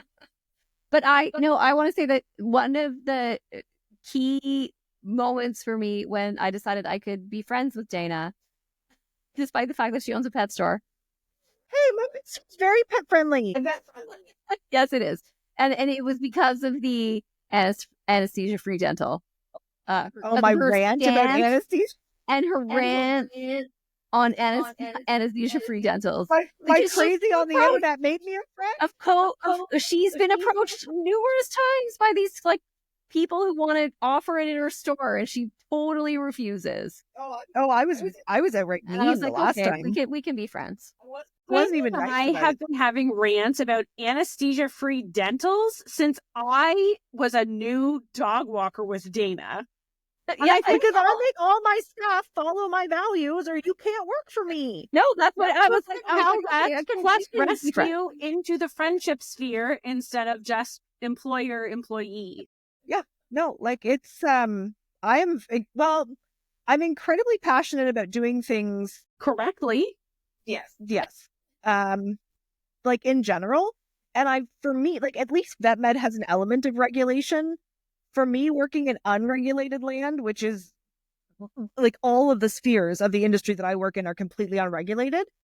And I just sort of threw my hands up in the air and said, fuck it. If there's not going to be a bar, I'm going to be the bar. And like, that's it. And it's been since day one when I sat down for my interview for DPS with you, you had a 4-page booklet that we went through and you asked me, what my thoughts were on breeding dogs, what my thoughts were, what my training philosophies were. Like, we talked about things in this job interview that I didn't even consider. And thankfully, my personal philosophies aligned with Dayna's enough that she hired me. And then, like, I just learned, like, because I started off in a not great place. Like, there's a picture on Facebook of me and Remy, and he's got a friggin' prong collar on, and I'm so against that. But when I was a new dog owner, that was what a well-respected and established trainer told me you used on dogs that pulled like crazy. And it wasn't until I met Dayna that I was presented with alternates. It's been a very flattering interview for me. Feeling really good about it. Dayna, I remember my job interview was like 3 hours with you because we just got lost in discussion about things. Matters. Like, it's harder, I think, if you're like, HR is hard. Period. It, like, the fact that people choose it as a career is insane to me. They should have their heads examined. It's awful. But like, it matters to me that you share a values line. You can give me the wrong answer and that you think Cesar Millan's the best, which for the record is like the worst answer. It's not even just the wrong answer. It's like the worst wrong answer. But if you can't back it up, it tells me you just Googled it. And if you, when I correct you and I provide you information and I give you like reasons why he actually is the worst and what modern and like science-based training methods have told us, and you're like, oh my God, that's so cool. I'm like, you can be taught. And I can work with someone who's willing to learn. I cannot work with someone who's bound by ego. And that's where like typically that line gets drawn. But I think pet ownership is an evolution. Like, we all start with knowing you don't know what you don't nothing, know. and then it's by trial and error and talking to our vet med team and our trusted, pet people that we learn more and we do research and we dig into things. And I think like Dental Month is a perfect opportunity for this. Like, if you're someone who has noticed that your dog's teeth are discolored or cracked or falling out or they have bloody drool or whatever the case might be, like, take a moment and reach out to your vet med team and have that discussion. And like we've said before in previous episodes, like, your vet med team should be a trusted member of your pet circle. And so hopefully you can have those conversations with them. They're not going to steer you wrong. They're not out to take your money for no reason. Like, they honestly just want what's best for your pet. And if that's a dental, then that's a dental. Don't go looking for cheap alternatives. Like, that's not doing anybody any favors at the end of the day.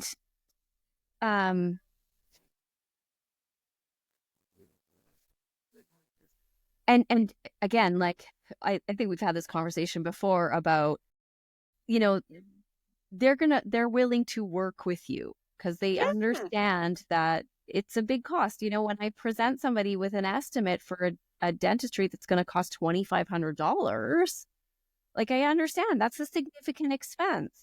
And they may not have been expecting it, right? Like, they may not have made that appointment for their annual visit thinking, I'm going to come out with a huge estimate, right? They may not be expecting it.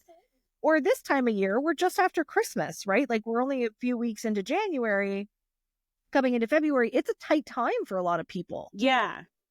And I mean, and like I said before, dentistry is one of those things where I have a lot of, my hospital manager, sorry, that's Remy in the background. I just don't want anyone to think someone's dying. It's just, it's Nigel. Sorry. No one's dying. It's just Nigel. It's his old man cough. Yeah. We have gone to the vet about this. He is fine. So my hospital manager was just saying the other day that the number one service that we have people on a payment plan for is dentistry. Oh, okay. Don't be mad at your vet if they won't give you a payment plan. Don't be mad at your vet if they won't give you a payment plan. But they will work with you if possible, if you're not insane. My here, and I've had people put money down every month In advance. in advance of Yes. planning a dental procedure. This also will come back to the previous episode where we were talking about having a good relationship with your vet. Right. So my Right? They're going to vet be more here willing will to work do with you if they know that. you. If you need a big procedure done and it's not something that you can pay in full at the time of the surgery, they'll book it out a little bit longer than usual and let you basically do a monthly payment up till, so it's an amount that you can pay without, draining your resources. So I have a friend who goes to the same clinic, and forget what the procedure was, but she basically was paying $200 every month for the 5 months leading up to it. And then she just had a small balance the day of, and that's how they went. Yeah, And it's rare that a dental procedure is a super, we must do this today emergency. That's like something's like broken. Well, that's your cat's not eating because of his stomatitis or whatever.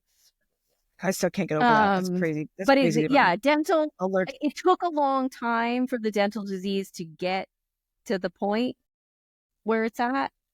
It's okay if we need to delay this a few months. It brings me back to, though, that I find a lot of cat owners aren't doing annuals with their vet. This is a good reason to do annuals with your vet for your cat. Like, not that there's not other reasons, but I'm putting this one on the list of reasons, that you should be going in to see your vet every single month. And if you have one of those cats that you're like, I can't put this cat in the car, guess what? There's mobile vets now. You don't have to put your cat in the car. Someone can come to you. And also you can, drug them. Well, you can talk to people about training your cat to go in the carrier. Training. Yeah, for that. not me. I have a colleague that'll do cats, but I don't do cats. I just had this conversation with a friend. She was asking me if I had any recommendations for vets that she could transfer her file to, because at her current clinic, she feels like she brings her cats in and the staff don't want to deal with them because they're not like fractious cats at all, but they will grumble a little bit. The word fractious. And so I was like, you could try the clinic that I went to in Ottawa because they were freaking awesome, which is the same clinic that Jen Parmenter takes her cats to. And we all know Jen loves her cats.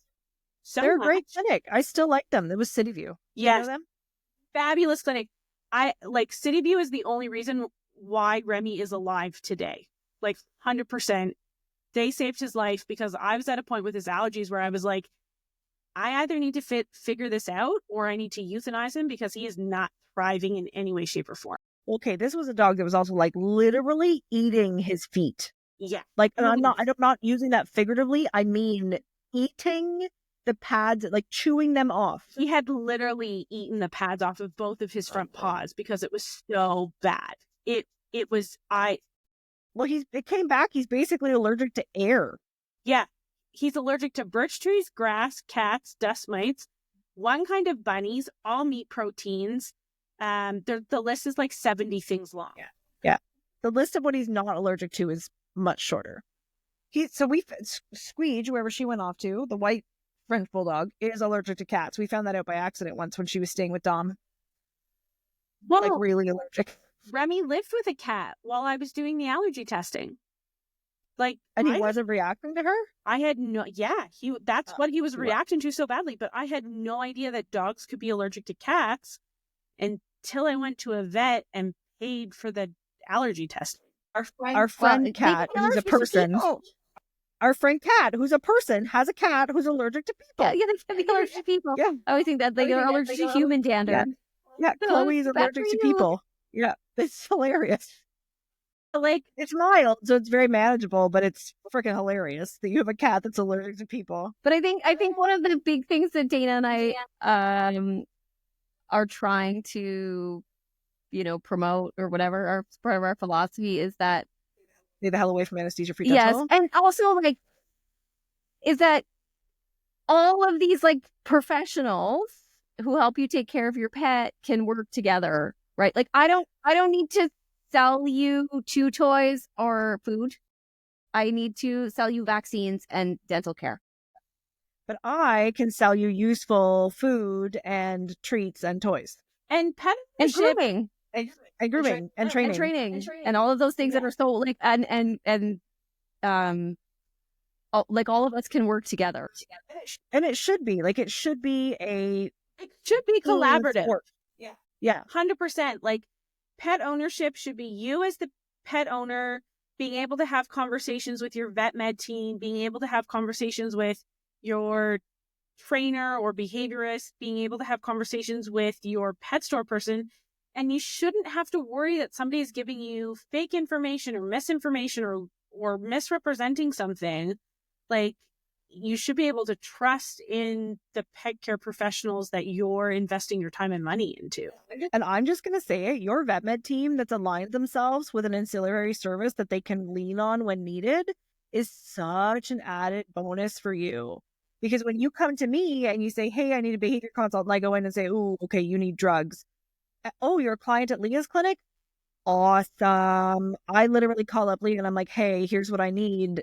Here's what I need the drugs to do. I kind of was thinking this. What do you think? We can have like an actual conversation about the best treatment and course of action for this dog. And we can be consistent and collaborative. And, they're getting this consistent messaging from their whole team. Yeah.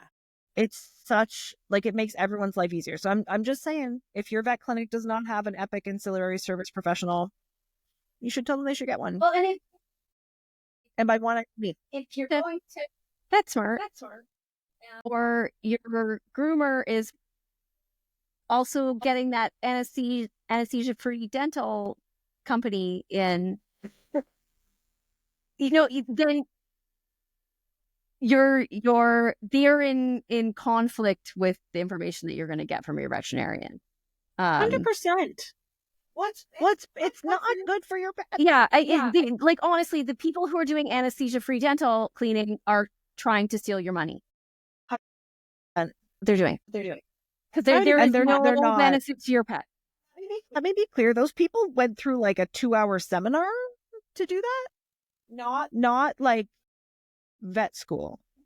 I just, as a pet owner, like, not even as a pet care professional, because I'm not in that industry, whatever. As a pet care owner, I would rather have somebody who went to school specifically for pet medicine digging around in my dog's mouth than anybody else. And you could not give me a cheaper option enough to make me want to have a not professional digging around in my dog's mouth. Well, and I liken it to, like, would you get the girl at the nail salon to clean your teeth? No. I really like my nail artist, but still probably not. Not going to get her to clean your teeth. I like my She dentist. roots around everywhere else, but Like, I really like my dentist because, again, collaborative care. But also she has massage chairs in her clinic, so. Well, that could make me less afraid of the dentist. Thank you, Dr. McLean. She also owns dogs, and so that's all we talk about when I'm in the dentist chair. Yeah, I think the moral of the story is just I think this is just going to be the theme of the podcast: is listen to your veterinarian. They are only in it for the well-being of your animal, and if you genuinely feel like they're not, go get a new veterinarian and be kind to them. Yeah, stop being a dick to your veterinarian. Even if you like them, even if you're moving to a new clinic, still be kind. There are ways to end relationships and still be nice about it. It literally happened to me today. I took Taco in for blood work. It was just a tech appointment. His thyroid pill had to go up at the end of last year, so we were just checking. No big deal. But his eye looked kind of sketchy today, his last remaining eyeball. So when I got there, I said, I'm really sorry. Is there any chance Dr. Cameron has a chance to just like drive by, peek at this eyeball? And they're like, no, but we can put you with the new vet. And I went, okay. Because it was my only option, and it's an eyeball. Eyeballs are sketchy. And of course, it's Friday afternoon. So like, anyway, so we went out, we waited in the car for about a half hour because we didn't have an appointment. So we just waited. And I come back in, and Dr. Cameron comes out, who's my regular veterinarian. He goes, you're seeing me today. And I went, I think actually that was more for the benefit of the new veterinarian, that he didn't have to deal with me, than it was for me. You are Because while I'm not a bad client, I am particular. I mean, I was with you when you did your follow-up appointment with Dr. Cameron and Taco after he had the enucleation. Yeah, the enucleation. Yeah, his first eye removed. Yeah. There were questions you asked that I was like, wow, I never would consider asking that. But my problem is I live in this fun borderland where I know a lot of things, but not enough of things. So, like, I know enough to be like, is this going to be problematic? And if so, what do I do about it? But I don't know what to worry about it. Yeah, basically, I just have like constant anxiety. But also, what I noticed in that appointment with you and Dr. Cameron was that he actually really enjoyed having that discussion with you, because you obviously trust the man and his care of Taco. And so, like, you guys met on a playing field that, like, he obviously doesn't have with every client, but he really seemed to value your questions and the discussion that you guys had. Because I asked them, and I didn't call him 2 days later yelling at him because I didn't expect the thing to happen. Well, and it, you know, I think, you know, Jen goes back to building good relationships with and it should be a team. I'm not coming to your house to give your dog his medicine. Yeah, you have to go home and give your dog the medicine. Go home and give your dog a medicine. So you have to trust, you know, what I'm telling you to do, and I have to trust you to follow through with it, or be honest if you can't. Yes. The thing I don't think pet owners really consider is, like, yes, we're trusting the advice and information that a vet is giving us, but also the vet is trusting us to follow what they're giving us and provide the medicine and be honest if it's something that we can handle as a pet owner or not. And if we can't, there are other options, like hiring a company like Dayna's Pet Services to come in and give the meds, do the sub-Q fluids, whatever the case might be. But you'll never know about those ancillary services unless you have a discussion with your vet and they're like, oh, hey, you can't do that? That's okay. Here's a company that can do it. Yeah. Like, yeah. And it's not judgment. They're not judging you. It's sometimes it's hard to give medications 3 times a day. Well, you know, maybe we'll use a different drug that you can only give once a day. Yeah. The ears is always the thing. You can't, you know, like, your dog is not going to tolerate you putting medications or trying to clean the ears twice a day, or we're going to use something different. You know, we're going to do something different that you can do, because that's it. You have to trust the people to carry out the instructions. Is anyone else hearing the guy from Friends yelling "pivot"? That's my favorite Friends gif. Because that's what you have to just change the plan. We have to pivot. It's not a mark of failure. I think a lot of the time pet parents think that if they admit that they can't give, you know, meds 2 times a day or clean the ears 2 times a day or whatever the case might be, that is a mark of failure on them as a pet owner. And it's not. And it's not a mark or of that their vet's going to think they're failures. It's literally just, you need to pivot and find a different treatment plan, and your vet can help with that. Mm-hmm. Yeah.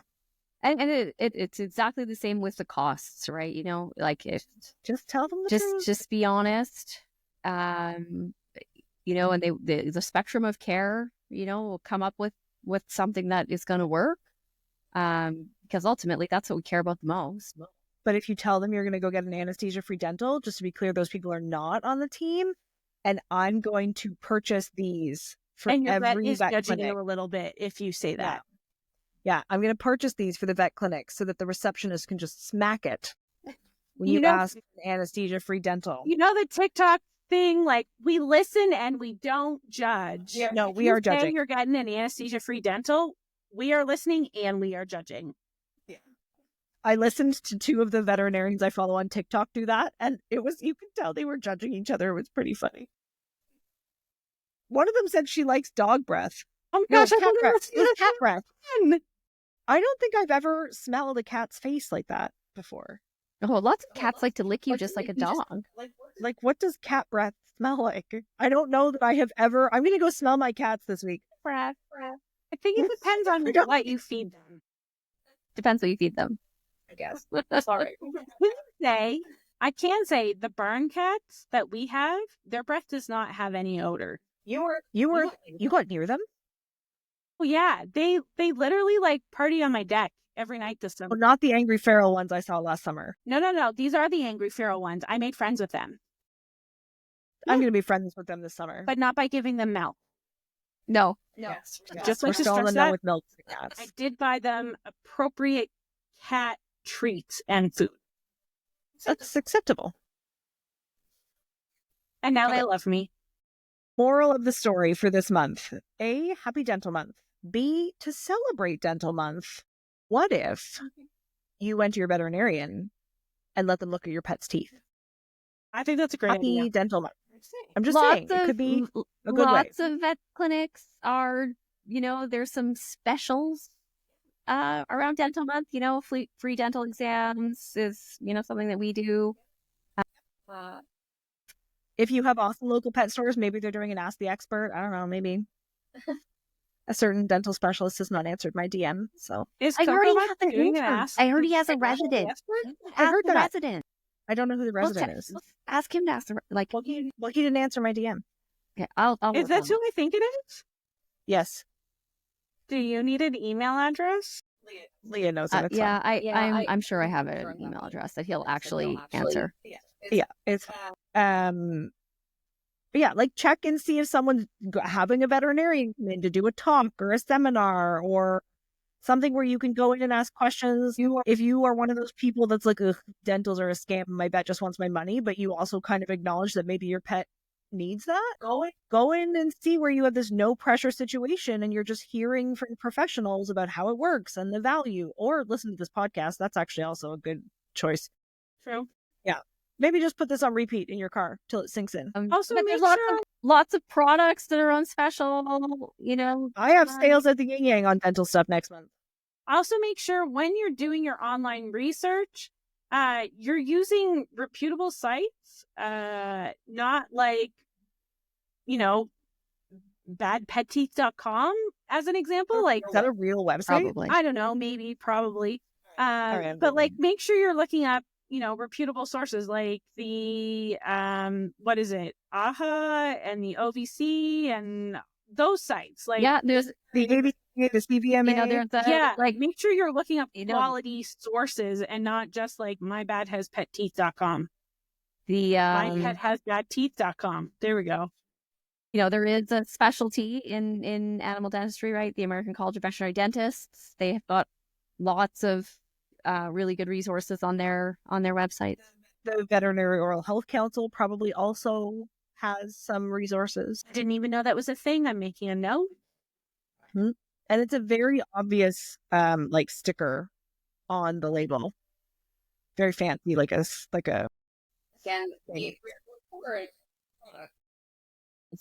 I know. Why is it on here? So this brand does have it, but I don't think it's on this because, like, why would a toothbrush be certified? That would be a weird thing to pay to certify. It's just a toothbrush. Yeah, it does have it. But yeah, I should have brought more products. That was dumb. I should have thought about that. I'll link them. I'll put the okay. pictures and I'll put the picture of the. We can put certification pictures logo. on our Insta and socials and Yeah, I will share all of the things. And if people have any questions about a product in particular, like email us and Dayna will respond. Like, yay, nay, take a walk, get you can. Correct. Oh, Librella got some questions, so It did. please, Good, like a pretty good we're happy to question. answer questions. Yeah, we love questions. Yes. There was a lady that recently posted in one of the online groups. I'm sure you probably saw it. Saying that she had this really old dog and it was unhealthy and it needed a dental, but she needed it to be anesthesia free because the dog wasn't healthy enough to be put under anesthesia. You know what? Even I saw this. And I was like, that's stupid. You're stupid. Like, if your vet said that your dog needs a dental, then it can have a dental. And if your vet said your dog isn't healthy enough to have a dental, then it doesn't need a dental that badly. That's gets me. A vet's not going to tell you to do something to your animal that's going to be deliberately detrimental to them. Taco just went under anesthesia at 18 years old. He's fine. They didn't even change the anesthesia protocol. Absolutely not. They're not gonna. Absolutely not gonna tell you to do something. Your old Just dog okay. can have dental surgery. It's fine. Yeah. Well, Nigel had eye surgery last year. He did fine. One of the things that always kills me about dentistry in animals is people are like, only remove the teeth that you absolutely have to. Oh my god! I went into the last few and was like, take everything. Only the ones you absolutely get. Do you know how not fun it is to remove teeth out of a dog's mouth? Like, it's not fun. I would like to watch a dental. Super challenging. Some of those teeth, and it's like a big dog. The teeth are huge. Like, Yeah. it takes a long time. It's not. Next time you're doing one, I'm gonna come stand outside the surgery room with like those, those like opera glasses, so I can see. One time, well, several years ago, I had to take some continuing education and change my technique for extractions because I had carpal tunnel. Really? And it was from like repetitive motion, and it had a lot to do with like the way I was like gripping the instruments, and because it's like hard work removing teeth. I would never remove a tooth from an animal for kicks. That explains why Taco still has 8 teeth left. Never. I would never remove them unless it was absolutely necessary. Well, I can't imagine either that like they're attached. They're in there. Like there's nothing like it's Literally like pulling Yeah. teeth. Yeah. Like, it's not. I would never remove something that was like, oh, maybe. Like, no. If we're telling you that the teeth need to be removed, the teeth It's need gotta to go. be removed. The teeth need to be removed. That's so funny. All right. Listen to your veterinarian. Anesthesia-free dentals are bullshit. Stop doing them. Mental health month is this month. Go participate, find sales, listen to experts, Have participate in the conversations. process, have conversations with real people, not the guy at the dog park.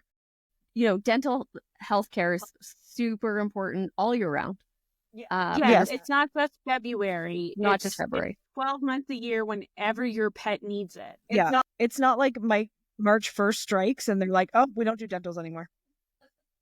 Like just on your regular appointments, if your vet is like, hey, we need to do this, there's a reason and it's important and you need to take that seriously.